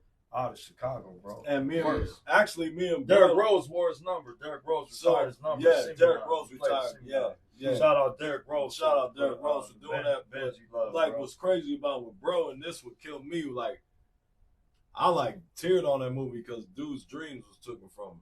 You know what I'm saying? That's like you It about to make it and correlates. somebody kill you. You know what I'm saying? His brother Jeff Wilson, one of Benji's younger brothers, Jeff Wilson, reached out to me. We connected. It's very angelic because I was at my cousin's house when I first seen that movie all the way in Cali, and that's when I started my journey of chasing Matt's dream, what I've been doing for 10 years. And he goes, man, you need to see this movie called Benji. It's about a high school basketball player that was ready to reach the highest potential because of what he was doing in high school. In the NBA, he was the next big thing, Yeah, bro. they were saying he probably would have been better than Jordan. And he was like, you need to see this movie, bro, because I'll never forget this. Shout out Lavelle Robinson, my cousin. He goes, bro, you represent stolen dreams, bro. Yeah. That's what you're going to be. And after I seen the movie, I swear to y'all, it's like I felt Benji's presence. 6 months later, what are the odds of me, bro, meeting his brother? Yeah, his brother saw videos out of nowhere. His brother saw a video. I don't remember how we became friends on Facebook, but I think I sent him a friend request. I wrote on Benji's tribute page, and then we connected on Facebook. Oh yeah. I put a status up about Matt's death and me chasing his dream and everything I'm doing back in 2015. Mm-hmm. And Jeff seen it, Benji's brother Jeff, and he called me and he inboxed me first. He goes, bro, finally somebody that sees how I feel about my brother's death since 1984. Hey, bro, can we talk? Can I call you? And he called me, bro. And from 2015 till now, bro, that's my Chicago family. That's crazy. I honor Benji and everything I'm doing. They gave me the right to honor their brother, bro. And me and bro was there when they named the street when after they named the street after Benji Chicago. Wilson 2 years ago. He said, y'all twins, come on. He was invited. It's and we family, saw them bro, put the to help street them up. raise the street name in Chicago That's under crazy, Benji bro. Wilson. Yeah. And the biggest thing, I love you, Jeff and Anthony Wilson. I love y'all, man, with all my heart, bro. Same here. They was making Benji jerseys 3 years ago. And they gave one. They was all selling off for $200 They gave that one. a They pop. gave bro one. And I called them. I was like, what I got to do to get a jersey? I got the money right here. It was like, man, you ain't paying for nothing, bro. You earned this jersey. It's coming free. It came in the mail, bro. And when I opened it, bro, that's like the best moment of my life because Benji keeps me playing basketball too. So when people out there like, man, why you still hooping, bro? You like, man, come on, dog. If you don't love something, you stop loving your dog, your Can cat, I say whatever, something? like, Can I bro, say that's something, on bro? you, This is bro. what I'm gonna say, bro. I know it. I know that a knife can kill somebody, a car can kill somebody. Mm-hmm. People die from, poison, whatever. You know what I'm saying? But guns have killed more population than anything on this planet, dude. Guns have took so many lives, bro. And I hate to say this. People Both Matt and Benji died from gun death, bro. And people can hate. Yeah, Finn died from Finn. my boy Finn. But Rest in like peace, man, man. like family, bro, got shot. Like I'm sure we all hear people listening. yeah, and We got a lot of people like like you that. know what I'm We saying. lost a lot of And people like it's hard, man, because it's like those things took dreams from people, man. You know what I'm saying? And I sit there like man, like I'm gonna say this, bro. I can fight. You know what I'm saying? I can throw my hands or whatever, bro. And you can beat somebody up. Okay, that's cool. Whatever. You know what I'm saying? Cheer about it. But dog, just to take somebody else's life, man. What gives you the like? I heard comments like what gives you God, yeah, like, but it ain't even. Like, people don't even realize it ain't them. It's the gun. Mm-hmm. Bro, I had a gun one time. I swear to God, bro, I had a gun. My mind was going straight to the devil, fam. Like, I was licking my lips. I was thinking, ooh, the next, you know what I'm saying? They had me on that shit, bro. That night I had a nightmare. It was like God was sending me a sign, bro. I got up the next day. I took that thing, bro. put the bullets in the thing and sold it, bro. I said, you know what? If I die by the gun, I know where I'm going, bro. Somebody take me out, I know where I'm going. Right. But I'm not gonna be the coward taking somebody else's life, no matter what they did to me. This bro. what I think. Unless it's self, and I understand self-defense and all that, but it's just something like that. I even got a song about it, bro. It's so dope. I got a song on SoundCloud. Look up Vela 414. Go on there. I got a song called Guns, man. Like, yeah, it's dope, man. And it's like dope. guns and took somebody's baby, bro. Somebody was shooting somewhere and shot a little baby, Somebody bro. daddy or whatever. Yeah. And one thing I want to say, And not to talk about it like that, but like what bro said, like Benji life was taken from that, man.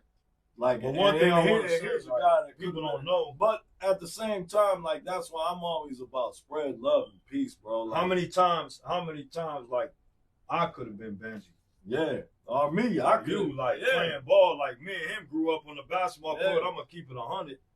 We was on the court in between gang wars Yeah, sometimes. gang was like Or beef on the court. beef, Somebody yeah. brought a gun on the court, was threatening to Yep, shoot everybody, bro. Like, it happened like that in the neighborhoods we grew up playing basketball. So it wasn't even safe playing basketball back then for us.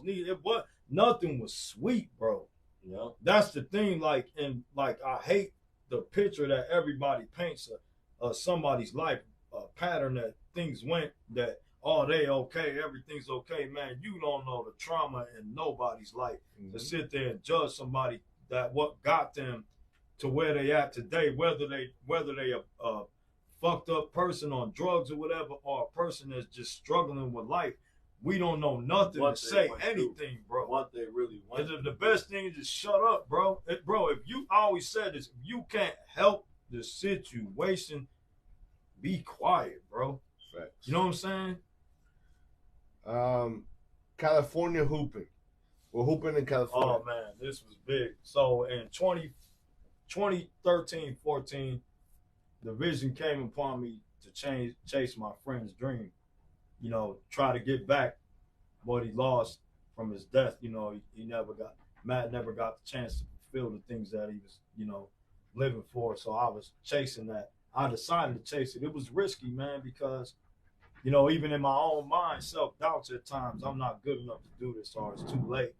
But, you know, the love in my heart kept pushing me regardless of what doubts I had.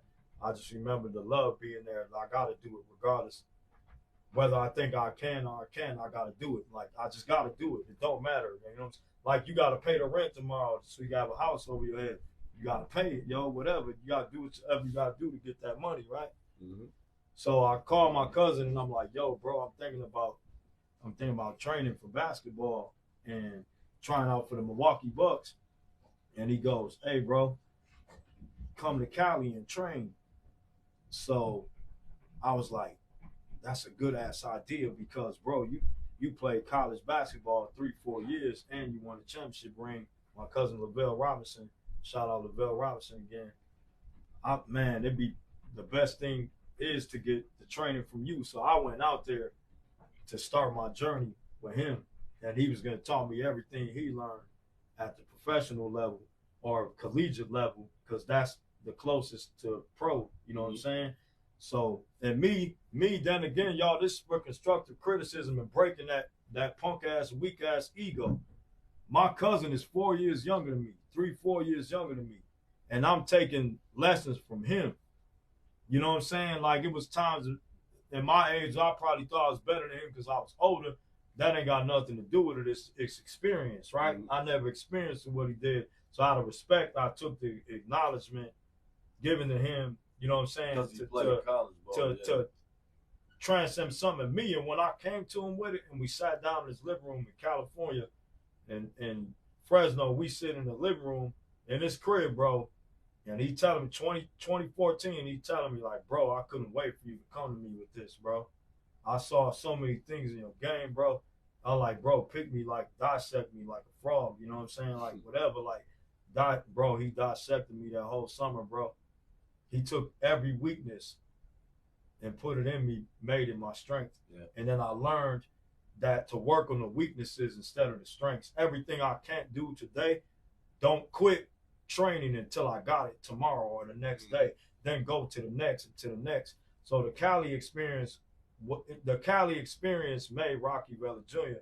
because I wasn't Rocky Vela Jr. until I left Cali between 2014 and 15, which I was training to try out for the Milwaukee Bucks, and I had the connection. A lot of people, if you're hearing this for the first time, you didn't know that because I didn't want to share this with y'all because of certain reasons that I was keeping it to myself till the right time. And, you know, I feel it's the right time 10 years later to talk about it, inspirational purposes. But, you know, I got back here 2015. It was 2014 going to 15. I get back November 2014. 2014-15 season, the Bucks had this little get together for the team meeting. I got invited to the team meeting. I met the GM, John Hammond, at the time. I'm standing around OJ Mayo, Chris Middleton, Giannis, like y'all, bro. They right next to me. Young Giannis, too. Rookie Giannis. He wasn't even the Giannis he is now, bro. And I'm standing there. He a giant, bro. And I'm just standing around these dudes shaking hands with them, and I got the chance to ask John Hammond, the general manager, for a tryout. He said it was too late. And then I put my head down. Shout out Rocky Beast, man, for making this happen. Willie, too, bro. Y'all made this happen. And I'm standing there, and I finally got a chance to speak to John Hammond. And I asked him for the tryout, and he told me it's too late. But he gave me an offer for the next year, the next season. I didn't take that offer, bro, because I just had a kid. My kid, Ezekiel, was born on the same birthday as Matt, bro. And his mom worked for the Bucks. My baby mom worked for the Bucks a little bit before that, like about a few months earlier than that. So you got to think Matt flipped off the trampoline and stuff and worked with the Bucks in Bengal before he died. And my baby mama was working the Bucks floor 2011 through like 2013 when I met her. And then I ended up having a kid by her, and my baby's born on Matt's birthday. What's the odds of that, bro? You know what I'm saying? He's 9 years old now. Y'all don't even know what's coming, but dog, it's crazy, bro, because like I look at everything, you know, and that following year, me and her went back to Cali with my kid, and, you know, things happened that pushed us back this way. And I came back 2016, and I missed the tryout again, but I wasn't like polished good enough to myself to try out. So I wasn't going to go and get this personal tryout and embarrass myself. So I kind of gave up for like a couple months. And bro, right like the summer of 16, I took it back. And I was like, called my cousin Ozzy. I was like, bro, I'm training this whole summer. I trained the whole summer every day, bro. I remember getting sunburned everywhere, bro, even behind my ear. Just training on the court every day. So the end of the summer comes, I'm trying to get the Bucks tryout again. It wasn't there no more. And I get a email from this dude that I did prior to the tryout that I was about to receive from him. I did a motivational speech for him in Chicago. My guy Martell, I did a motivational speech at the Jesse Owens Center for a bunch of between 15 and 6-year-old kids about chasing your dreams. And I actually got paid for it. So that was like 5 months before he hit me with this news. So he's like, bro, that stuff you did for the kids, you know, God's seen everything, bro. I got something for you. Check your email. Check my email. And it was a tryout for the Chicago Bulls, bro. The Bulls team / G League, which was about to be G League team because it wasn't D League no more. Gatorade bought out D League, which made it the G League. People don't know that if they didn't do their, you know, research. So then I ended up trying out for the Bulls, bro. And it didn't go the way I wanted to. You know, there's how should I say this? There's so much politics and everything, bro. And at that tryout, if you wasn't 7 feet, they didn't need you, bro. So I ended up connecting with Carlos Boozer brother, and you know, we share contacts and stuff. I got him on IG, and we talked about the experience. He said he faced it a couple times. He plays ball overseas, but I was like, I'm just gonna go my own way, a different way. He was like, man, what's your name, bro? I was like, Rocky, bro. He's like, man, I'm gonna follow you on IG, man. You dope, man. You got game. You showing me love, bro. Carlos Boozer brother, bro. That's crazy. So like, you know, like when I came back, I was pissed. So I started doing videos, bro. Someone told me just put the camera down, start recording yourself. Yeah. It's gonna come a time when you can't do this no more. Facts. Get everything down. So, bro, 2015 until now, I got footage, bro. Yeah, that's crazy. You know what I'm saying? Bro, That's a lot of you footage, gotta have over 100. Man, I got way way over over, 100 way over, YouTube bro. videos. Way over. Yeah, bro. he killing me. I ain't The transformation. I ain't got the none transformation on alone that. is just, it's incredible because shout out CTM, Mike Larry, yo. Yeah, CTM, yeah. shout out, love you, bro, telling me to use my phone. Keep using my phone, bro. Yeah. CT told me, he's like, man, I shot 2 dope videos. One of them, Yeah, your brother, he shot me on the what 4K is with it? just the Samsung, phone. bro. And it was crazy, Nowadays, bro. Yeah, and it But was see, iPhones. yeah, nowadays iPhone is crazy. Cameras, with that. yeah, make it- cameras make it nuts, a bro. video. It's nuts, yeah. Have you done any training for like kids or anything like that? Yeah, so I trained this kid named Dennis Druitt. Shout out Dennis if you're watching. Man, he was my next door neighbor's grandson. And I would always come out the house dribbling the basketball. So one day I was going to Kazi to train and I had the ball in my hand and his grandfather stopped me. He's like, hey, I always see you with a basketball, man. Like, you're well fit. You look like you play. And I'm like, yeah. He's like, my grandson loves basketball. He wants to learn, but there's nobody here, you know, to really spend time with him and show him the ropes. And I was like, bro, as soon as it gets hot, make sure you hit me up, bro. I got him. And bro, what's so dope about my experience with this kid is, you know, he wasn't really shy at first, but he was trying to pick me out. He was trying to see, like, man, what's this dude about? Who's he? Like, I want to learn how to play, but who is this guy? And bro, when I expressed myself to him through execution of training him, executing what I was training him first, it was like, bro, I didn't even know what I was building, bro. And if you see this kid now, man, y'all just check out Dennis Druitt, bro, on Facebook and Instagram. Peace. You can see what I did, bro. This kid is amazing, man. Like, and I did it all for free, bro. It's a love in my heart, bro. He's 17 now. 17? He was 14 when we started. Okay. Yeah. Right, Yeah. so- Yeah. Shout out to boy. Shout out to that boy. Yeah. Do you have any videos of like showing people like tips of some moves? So my videos are like kind of like relics of different basketball players.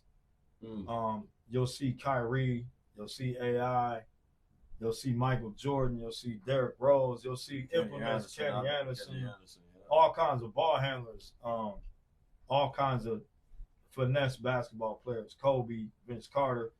Like, you'll just see a lot of it, and just, you know, just even and the passion in my game. So I haven't like really did demonstrations yet. I will soon on some moves, because one of my boys I worked with, he was like, "Can you do a demonstration of that move you did?" Yeah. Tips on vertical and how to improve your vertical. I'll do that later. Yeah, or even like how to jump higher. Yeah, how to jump higher, all of that. I'll do that later. What I did start is Reebok shoe videos. I got one now on my YouTube page, Rocky Vela Jr. Rocky, and then it's V as in Victory, ELA, our last name, and then Junior, JUNIOR, on YouTube. It's my new page because I couldn't get back into my old Google accounts. But this is better for me because I'm starting from like scratch. You'll see like a couple videos with music. I'll be doing inspirational videos through like talking, motivationally speaking on me incredibly, how I'm still playing ball at this time. You'd have thought I'd have sat down. Even me, I done thought that, you know what I'm saying? But yeah, those videos, the Reebok videos, expressing Iverson and his shoes and the impact on me and the impact on the world and him, you know, for my brother, for the death of my brother. He's an Iverson fan. He's an AI fan. So that's the AI part of me is Matt. The Rocky part of me is my grandfather. So ironically, they both Philadelphia, right? My purpose with Matt is brotherly love. Philadelphia is called the city of brotherly love. It's called for me to do what I'm doing there. So it's like now my brand is called Rocky now. There's no more Rockies. It ended at 6. You got Creed now. Creed on out the window dang near doing a movie about his daughter. Shout out Creed. Yeah. That was dope. That was There's no more Rocky, so it's Rocky now. It's Rocky in real life. You know, a real dude ran up the stairs named Rocky this time. You know what I'm saying? And my story is Rocky for everybody. You know what I'm saying? Becoming nothing to something. And it's bigger than basketball because what my organization is from the jump that I want to do, I won't speak on it too much because, you know, idea Steelers and I want to share the idea with the city of Philly. But, you know, my purpose is to make changes in that city needs help. I'm not Superman. I'm not God. But I'll give what I got to help, bro. Hell yeah. You know what I'm saying? Because in my Reebok video that I did, I'll speak on when you asked me, I was stepping over homeless people, bro, and drug addicts. That's crazy. Just to fulfill something. Yeah, so God is calling me back, like, yo, man, look at you don't even look down to see what's around you and realize a bigger purpose than you dribbling the basketball running through the city. Mm-hmm. You know what I'm saying? Yeah. I mean, as long as you out here and you got something to teach in life, right? That you can give some knowledge to people that you feel like is profitable for them. Yeah, that's what we're here for, bro. Share the experience. That's right? exactly. That's what we're here for. Because if I'm gone tomorrow, you know, these people doing it after me. You know what I'm saying? Yeah. Like with our kids, man. And any of the children, bro. Anybody's kid. What's your favorite move or something that you feel like you use a lot? My speed, I would want to say, but more my first step. Like you'll see me dribble, and I don't want to give this away. Don't do it. But you'll see me dribble in video. It's different than me saying it because somebody can be like, "Oh, that's what he's gonna do next," but no, you don't know. Yeah, you still gonna fuck up. But gotcha. There's a lot of people need to do a sham god or a shimmy move or shake to beat you. Then this I learned from me and him getting hacked when we was hooping. People fouled the shit out of us because we was always fast. We could get to the hoop. If I miss a bucket, it's because you fouled me, bro. Yeah. Or you nudged me or bumped me in the air. I never missed a bucket by myself unless I was like stiff or didn't stretch right. But like my first step, bro, the strike, it's like a strike move. And I got it from boxing because me and him used to box. So that first counter punch or the knockout punch you throw has to be a quick strike. Mm-hmm. And you got to get it off at a certain amount of time. Otherwise, this dude's either going to move or you're not going to land the punch right and he's going to knock you out. Yeah. So that first step is the same way. Get it before the defender. It's like beating the defender to has time to react to what you're going to do. Because look, the defender trickfully thinks if I come down going between my legs a bunch of times, I'm going between my legs, but he don't know when I come down the next 2 times. I'm not going between my legs no more. You waiting for the dribble. I'm already gone, bro. Yeah. You know what I'm saying? Yeah. If you look at some of my videos, I think I had a couple. Mike Larry got mostly everything. I'm trying to get the footage from him, but you can see it. You can see it right there, bro. It's kind of crazy. Like I seen it. I got it from like Scottie Pippen, Allen Iverson, and Vince Carter. It's a mixture of their first steps. People don't know, but them 3 players I watched consistently and mastered it, bro. Let's go. And I don't use the offhand. That's another thing. Y'all be using the offhand trying to push the defender off. I don't do that, bro. I just go, bro. No excuse. You know what I'm saying? What's the quick words that you can give the youth, bro, that are following like their passion? Doesn't matter. I feel like you're a good person, bro. Believe in what you want to believe and happening within yourself. You know, there's nothing wrong with envisioning yourself there already. Mm-hmm. Because I think even what happened to us being younger too was right. Yeah. From peers or any of us doing music or basketball, whatever, like somebody always just not thinking you quite there yet. I say put yourself there and chase you getting to where you saw yourself at. Facts. To get there, because I tell you what, everybody was telling me no 10 years ago. You know what I'm saying? Family members, friends, like haters, whoever. And bro, where they at? You know what I'm saying? And where I'm Still at, talking. I'm still doing me. Yeah, And they yeah. silent, you know, and it came a long way. But I got something, you know, for basketball out of my own right that I feel like I accomplished. And I think, You know what I'm saying? Yeah, and especially I think, through Match Family. yeah, Match Family. I think me and you gave me learned. the I think accomplishment you I know what I needed know. out of You know all what I of can say out of all of this, man. Like me and bro learned a lot from Rocky, like the movie too. Mm-hmm. Like the character, like man, no matter what it is, bro. Like if you passionate about it and it's in your heart, and you feel like you die without it, bro. You can make shit That's happen. just telling you right there, Man, you got what it takes. Facts. Because you don't want to Man, do bro. nothing else. You don't want to see nothing else. You don't Think wanna about hear this, nothing right? else. Yeah. Like you lost everything in your whole life. We lost so many times, bad relationships, jobs, money, all kinds of shit, right? Injuries. But bro, you really want to just take that shit to your deathbed, bro? You sitting there last 5 minutes thinking about all the bullshit. Facts. Like I want to lay there and be like, man, I did something. You know what I'm saying? It don't have to be this nigga's greatest success. Don't have to LeBron shit don't have to be mine or Jordan's success and anybody. My own. I'm never trying to be nobody else, bro. You know, when people be like, "Oh, he's trying to be Rocky or he's trying to be Iverson," man, this the link to my. And you It's can, the link to yeah, me, bro. yeah. It's So linked. you can do. I'm not trying like, to be these dudes, bro. I got Me like, and AI the same age. I'm Yeah, not trying to yeah. be the same. So I got Come seven, on, bro. I wrote when I look back, I wrote 7 albums. I got 7 albums total. I remember my first and my second, third, fourth, fifth. Some of them might even drop. But at the same time, when I looked at those albums, and I remember when I started with, then I only had 3 songs or 2 songs. And I'm like, man, I still got like, what, 12, 13 more songs to go.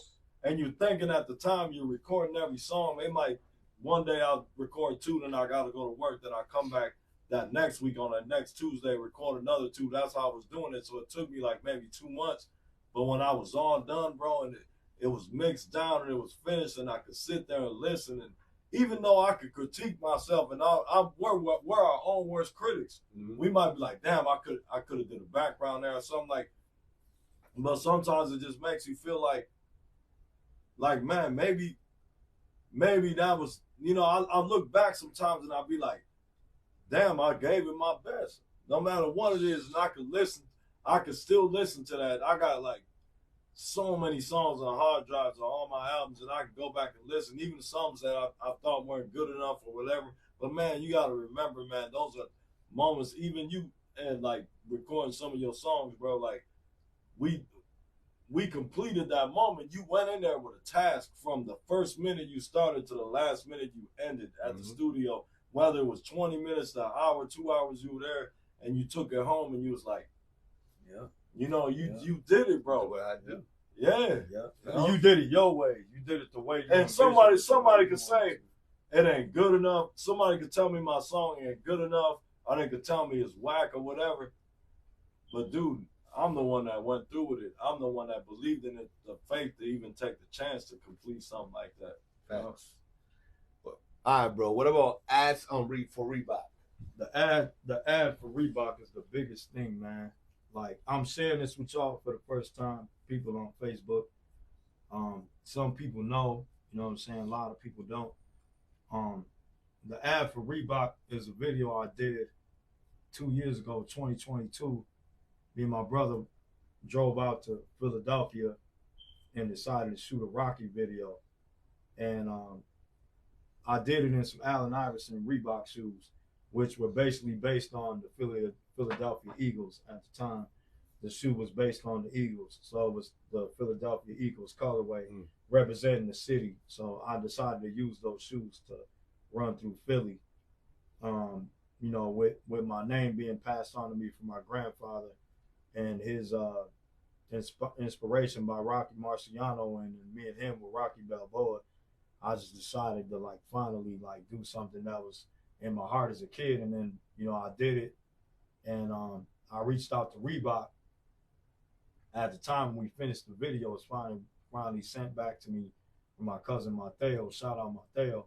Yeah, shout out Mateo. And Mateo Vergara, Matt Vergara, ironically Matt, and he sent the video back to me, and I called Reebok, bro, and I talked to the PR leader, one of the PR leaders, and she was almost sounded like she hung up, and I was like, "Are you there?" She's like, "Yeah." What's your name again? I was like, "Rocky." Rocky, like the boxer. I was like, "Yeah, you boxer." Like, nah, it's about basketball, Iverson shoe, and Rocky the story, and I explained my story to her, bro, and she was blown away, y'all. And then she was like, "Do you got anything to share with me beyond like this?" Because I'm like stunned, like we could use this, like. And I said, I don't want to say it in a personal way, but I got somebody who could probably link me to Nike, but I'm trying to do this with Reebok because those were the shoes that my brother had in his casket, my friend had in his casket when he was buried. I call Matt my brother because he called me his brother when he died. So that's not my friend, bro. That's my brother. You know what I'm saying? So the shoes are in his casket, bro. He went down them Iverson question shoes in his casket, you know what I'm saying, that day. So, I told her that, and that's why I chose the shoes and Reebok.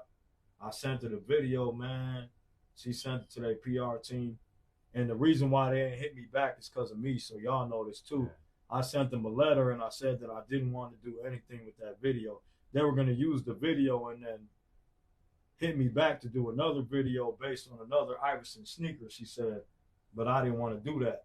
You know what I'm saying? I told her I wasn't ready to release the actual second video that was going to have me talking on the ad and telling why I was running through Philly and why I chose Philadelphia and Reebok and the brotherly love and the Rocky thing with my life, all of that, which I just told her. And she was like, I sent them a letter, so they basically waiting on me now, bro. You know what I'm saying? And I'm being humble and patient, fam. Do that, bro. Yeah. You gotta do it, bro. Yeah. Time is only gonna fly. Yeah, Time is right, only man. gonna Go bro. slow and fast. Time don't wait for nobody. Time don't wait for nobody. Don't, bro. But at the same time, y'all, patience and humbleness builds the perfect moment. teach Oh, yeah, of course. Yeah. Teach you to ground it. Yeah. Because we want to rush and then like. Yeah, you definitely don't want to do that. Yeah, and then it gets crazy. Now let me ask you this: how many kids you got? How many kids you got? I got 4. You got 4 kids. I got 5, bro. You got 5 kids. Yeah. How many boys and girls? How many boys and girls you got? I got 3 girls, 1 boy. I got 4 boys, 1 girl, bro. That's crazy. Crazy, right? That's crazy, right? Are they close? Yeah. Oh, yeah. Cousins? They're close? Yeah, they're close. They're real close. The man. kids love each other, The man. kids love each other. It's They big. go hard They for each other. connect. They go hard. It's like they connected like me and him. Like, How old you say was your oldest? 26. Yeah. Yours? 27. No, wait, then she's 27. 27, Yeah. bro. Our kids were born. Our first kids were Our born. first 2 kids was born a day apart. Bro. That's crazy. I swear to God. And the baby moms and sisters. Yeah. Yeah, it's crazy, bro. God worked mysterious. God's plan. I'm not trying to say it like this, right? Do the kids look alike? Yeah, Oh, bro. yeah. That's the That's crazy part. twins. That's Yeah. the crazy And then part. this- It's crazy. My daughter kind of resembles His daughter, no, and my then your cousin son, told me. your son, his My older son, son yeah, resembles me a resembles lot. him and shit. And then, bro. but like, it's crazy. My daughter's like really connected to Danny, and then like his son's more connected to me. Yeah. That's crazy. And they're the oldest kids. Yeah. Yeah. That's so nice. Where do you guys see yourself in 5 years? Ooh. Ooh, yeah. So I don't know. For me, you know what? I heard this gospel song and I play it sometimes when I'm going to work, when I'm down. And the dude says, like, like he says, Lord, like, do it for me. God, do it for me. You know what I'm saying? Like, he's saying he's tried everything he can try. He don't understand it. God, like, do this for me. Like, put me where I'm supposed to be. Let me understand it. I'm not being greedy no more with myself. You take over. You take the wheel, basically, and show me where I'm supposed to be. Mm-hmm. So I listen to that song when I'm down, and it helps so much, man. I'm going to inbox it to y'all. And when y'all in that dark moment, play this song, dude, it's going to lift you like crazy. So, but in 5 years, man, you know what I would love, man? I want to get back into my performing. There's a lot of more things I want to do. Like I got more. I would love it in 5 years from now. I would, we get noticed. Would I love a full life of just traveling the world singing.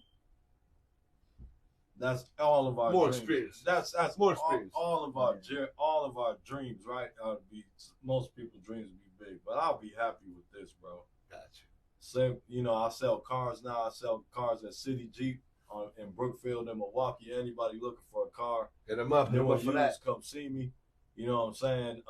Inbox me on Facebook. I'll help you out. The best way I can. I'll give them my all to try and get you in a car, no matter what. As long as your credit's over 500, we can do something. So there's ability. I like to just tell people too, like, don't be scared of taking a chance on a car. No, anybody can get a car. It's just what you want to pay monthly. You know what I'm saying? At the end of the day, so for me, I want to, I've been studying the car sales because I've been making some good money that I never made before. So I'm trying to make more money. But I would love to be able to asking God to help me, so I can take some of that money, put it into my music. I would love to see one of my songs actually go somewhere. Even if it's not just me blowing up, but at least see one of my songs get a nice amount of recognition. I think I would feel real good about that. Gotcha. And I don't have to be famous, and I could, another thing is just working at the car lot, doing shows here and there around Milwaukee, Chicago, whatever, and just having fun doing music, man, and making records and, people being able to hear them. I'm good, and thank God, I'll pray to God that, I had open heart surgery. God, I want to see my little girl, my 9-year-old graduate high school, things like that. So, like I said, I got a lot in my head, but it ain't about being famous, man. It's about just living, man. Yeah, the famous thing is an exaggeration, bro. What about you? Me, 5 years? In 5 years, 5 years come fast, man. It comes like lightning, bro. Man, it goes like 5 months. 5 years from now, I just want to be able to sit down and say I accomplished the goal that I'm trying to get to now, and that's to share a blessing and share this blessing and leave a mark. You know what I'm saying? That change some percentage of the hearts and the people in this world, bro. Because, we it's for me, where I'm trying to go, you guys and people will hear more about it as I share things later, but where I'm trying to go, y'all, is it's impossible for me to think this way, but that's the best challenge for me right now, because I feel like it's impossible to fix what I'm trying to fix, and it ain't about fixing it. It's just about doing something, basically just do something with a cause, for a cause, you know what I'm saying? Give light to something, bro. Put love out there. You know what I'm saying? Because there's some dark places that I once saw, great things that I need to kind of just touch on again. And I'm gonna be working with some people, and I'll come back here and talk to you about it, once I link with these people and discuss the things that we're gonna do. And the second Reebok video, I'll come back here when it's all done and share it with you, bro. You know what I'm saying? Sure. We'll do another episode on that, because that's what 5 years from now, I just want to be I want to say I did it, bro. And it's not basketball. People, he trying to make it to the NBA. He's still trying to hoop. It's your goal. It's your goal. You got your Y'all goal. don't know what's in my head, bro. They just mad I'm still playing. You know what I'm saying? I'm playing, but I play for the love of my friend. I play when I touch that ball. It's there's a old lady somewhere that still dancing, man. Ain't nothing wrong with that. You know what I mean? But when you're good at something, you're good at it, bro. So, 5 years from now, I just want to say I did what I set my heart to about 3 months ago, bro. For sure. And that's to help a cause and, make a change somewhere, bro. What God is calling me to do, bro. You know what I'm saying? What about your documentary? Oh yeah, so that's what I wanted to touch on too. So in the next 5 years, I would like to see that done. The documentary thing, with that, me and Dave had a documentary that we was gonna do around 2020, COVID was going on, so COVID was in the way of everything, bro. Yeah. And COVID was kind of in the way of us fulfilling this documentary, making it happen, and it was just a time where it made you feel even more like things was impossible because you go outside with a mask, everything shut down. You know what I'm saying? It was crazy. So me and him, like, we sitting down, my guy Jaime, and he had the vision, and his own vision. And I respect his own vision. I love him for it because he saw it in something in us. And him and his partner came, and they were gonna record us, and we started a little bit of shooting the documentary, but me and Jaime got deep in the conversation about what the documentary should be more about. And he kind of had his own personal view on it about being that the fact that we're Milwaukee twins and we're from Milwaukee and the impact we laid down in Milwaukee and we made in Milwaukee, we should focus on that. And I was more like, no, because, my pops did stuff in Atlanta. My pops got the key to the city of Atlanta. My pops got the key to the city of Milwaukee. Mm-hmm. I've done stuff in Chicago, California, Las Vegas, you know what I'm saying, with basketball, incredible things, bro.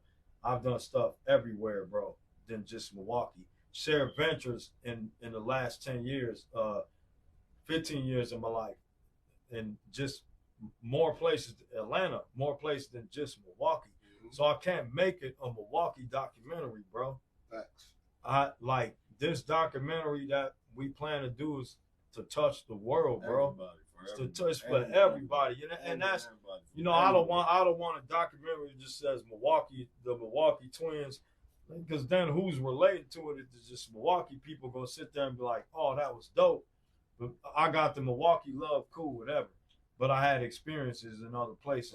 I gotta share it. Yeah, that you have to share. You know so what I'm like, saying? I think for the most part, what we want to get out is just I would like to just do it like because I think it would be dope for our kids growing up, and then I think it would be dope for kids all around the world or just anybody. When a baby's born, bro, when a baby's born in the city, we always say where we from. We born in the city. It's a city on our birth certificate. That don't mean that's where we end, bro. There's a whole world out here for a human being, bro, to experience. You know what I'm saying? I know you know that. So like you fam, like you from Dominican Republic, but you've been here so long, like you a Milwaukee cat. Yeah, so you from here as well. You know what I'm saying? Like I don't get why people like, oh, you from here or you from there. But don't you feel like it's the same love back and forth? What do you mean? Like, you got love there and here, right? Yeah, for sure. Yeah, I feel like, when you go to the Dominican Republic, you probably gonna get a little more love because you're actually obviously from there. It's a cultural people thing. It's a cultural thing.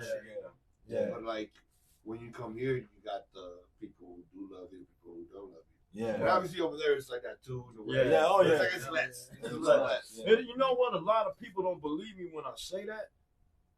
For me, bro, it is less everywhere else. For me, it is. If I go to Miami right now, they're gonna be like, "Yo, you look like an artist." Yeah, right. Hear your music right now. Right now. Don't leave without letting me hear your music. I'll give it a scratch. They be like that, bro. Here, Atlanta too, bro.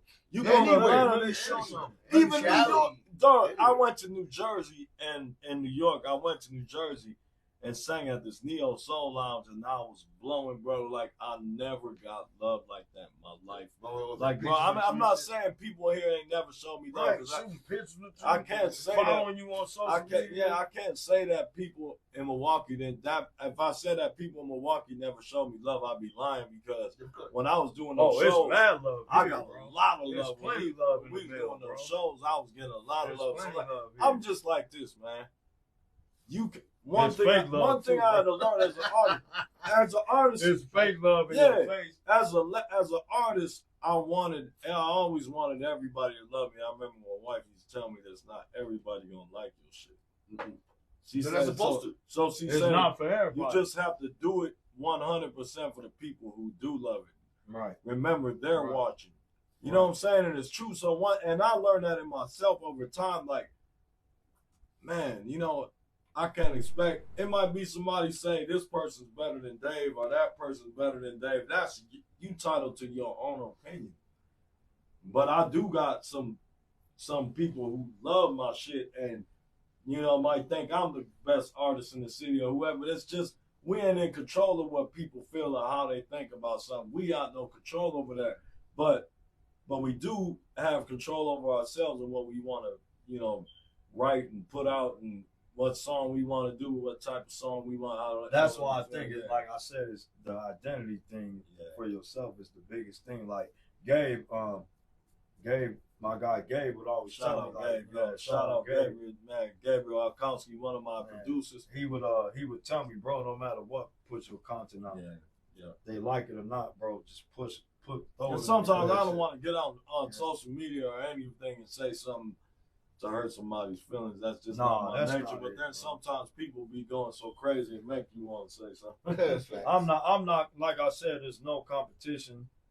There's no start to finish line.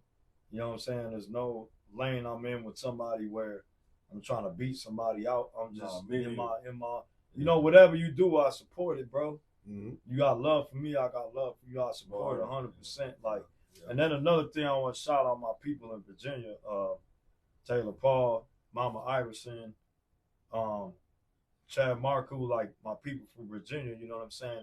That got love for me. That did some things for me that helped me along the way and accepted me in as family. I just want to give a shout out to them because shout to I support Paul Taylor. I support you, bro, 110 like you do me. Like Taylor Paul, my guy, same guy in Virginia. You know what I'm saying? My Virginia people, the RBA League, is beautiful, man. My man's Taylor Paul. He got this league in Virginia. It's called the RBA. It's called Richmond, Virginia Association, like a basketball league to keep, kids off the streets from doing violence and shooting and killing. Instead of doing that, you get a team together for free to play in this league, you know what I'm saying, and stay off the streets and compete playing basketball instead of, shooting hoops instead of guns, man. Yeah. So shout out Taylor Paul, man. Much love to you, bro. Like, man, you doing it, man, bro, thank you so much, bro. Like, yeah, man, for having us, man. Like I said, you brought me out my show, dude. Like, and I told some other guys when I do podcasts, I just love it because it's like the energy is amazing, dude. Mm-hmm. Podcasts are healthy, man. I think like podcasts help other people listen, and sometimes you might say something might help somebody. Sure. So you're not on YouTube, Rich? Not yet, no. I don't blame you for that. And I'm not doing it for just the views and money. Right. I'm on YouTube, and you know what I'm saying. I appreciate the subscribers, but like I really don't care right now. Like you just said about yourself, I'm there, but it's I'm still working, bro. I'm on Facebook because that's one thing I'm too.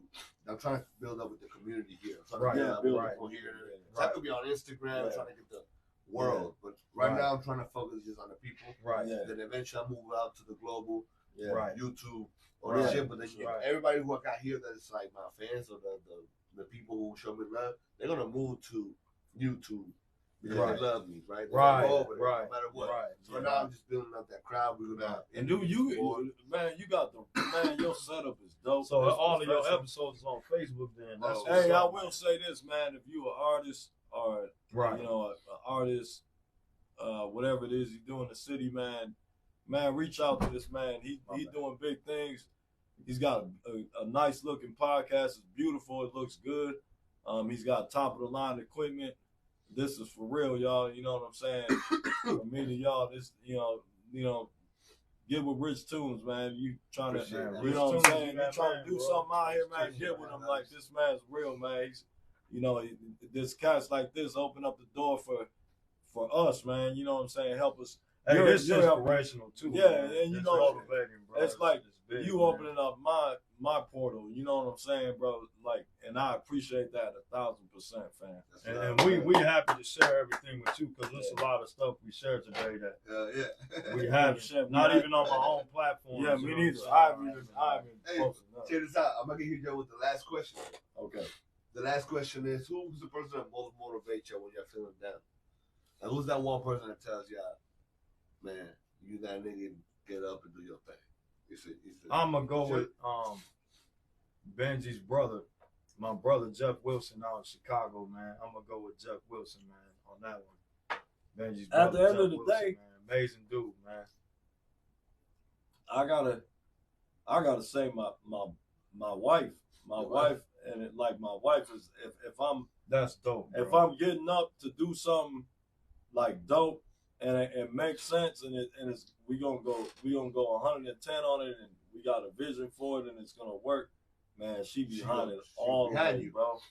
What's up, bro? Like, so if I'm doing a show one night or something's going on, she's there. Her support is there, bro. And you know, and shout out to her because she, you know, without her, I'm nothing but dude, my brother. Man, My brother, my brother just told me, my twin just told me the other day, like, bro, you got to get the R&B back up, bro. Like, you know, nobody's doing it. Nobody's really singing anymore. Like, you played me your music just now, like earlier. You played a couple of your songs with no auto-tune, bro. And yeah, so bro, yeah, I love it, bro. Hey, man, your it's music you, sound bro. amazing, man. Hey, it sounds you know what's good, dope though is that I tell him Who's this. Junie did that? Yeah, Junie's nice, man. I don't care. I don't care how people look at the way I do my stuff, because no matter how you feel, it ain't changing shit to the way I do what I do, bro. That's my own thing. You know what I'm saying? Yeah, Like with everything being said, bro, it's like I told Dave, like, man, when you doing you, bro, it's originality, bro, because nobody gonna do it. If you doing it your way, nobody gonna do it the exactly same way. And if they do, they biting, bro. Yeah. That's where the biting shit comes in. Like you really trying to be like nigga. See, like, but I always say, even if somebody trying to bite, they still can't do how you do. No, it. How can't. you do it? They can't. Bro, if I wrote that song and I done freaking went through that song so many times, it's my vibe. That's your vibe. Exactly, fam. Your ass, I don't care how many times you practice that shit. Right. You The know, moment they put me on stage, yeah. they're gonna know it's not yours. They're gonna know it's not yours. Believe that. And in my era too, our era. Hey, you performed real good at the Puerto Rican thing, man. Biden, I was watching. Biden was considered. There was so weak, many man. people there. You probably didn't see me. I was standing off to the side. But hey, like I was gonna say one thing, man. One thing I like about you, bro, like more than a lot of them, and I hope a lot of these Milwaukee artists take tips, bro. If you an artist, bro, stay away from that bullshit. If we're artists, bro, and we're putting music out here, we're doing this and that, bro, you actually need the promotion, bro. You need the marketing, which means if you're an artist, you're a walking business, bro. So when you put bullshit and the negativity into your shit, you might as well shut down the motherfucking shop. It's over, yo. You're It's not over, going to be able bro. to do nothing. It's over. Because Bridges. let You me tell burn you your something, own bro. motherfucking bridge. And I was in touch with some people that can conversate with the people at the top. Yeah. I was in touch with some people that conversate with some people at the top. And the number one thing this man told me was, get rid of the sloppy shit. You marketing yourself. Don't talk bad about nobody. Don't talk down about them. Nope. Get rid of all the negative street shit. You post on that page, Rocky, because I'm telling you, bro, when you finally get to where you going, and I know you going there, they're gonna use it against you. Hey, somebody bro. can say I'm garbage, bro. That's their opinion. I don't need to go all out and want to People are gonna hate you no matter beat 'em up, whether bro. you're doing good things or bad things. Yeah. They're always gonna talk They're about gonna you. talk about you. Either you're doing good, if you're You're doing good, really they're gonna talk good shit at about time. you. You're doing You're doing bad, they're gonna talk shit about you. It don't even matter, bro. Yeah. Man, shout out to everybody who tuned in. Shout out to everybody who showed love. I appreciate you for real, for real. We almost went for 4 hours, you know what I'm saying? Yeah. Man, bro. 3 hours and 53 minutes. You feel me? I appreciate everybody who showed love. Make sure you guys keep tuning in. Make sure you keep sharing. This is number 74 interview. Yeah. You feel me? My boy Yeah. Rich Toons, y'all. Rich Tunes, man. Give it up Man, for him, y'all. bro. Like, Rich man. love, Real love. dude, man. My boy Hey. Rich Toons, man. Appreciate y'all. Let's go. Let's go. Let's go. Peace out, 2024. Peace out. Rocky 2024. Vela It's gonna be Jr., good. Dave Yeah. Vela. The twins, man. The Vela twins. We love everybody, man. We love the whole Milwaukee. Love First everybody show out with the there. Vela twins. Yeah.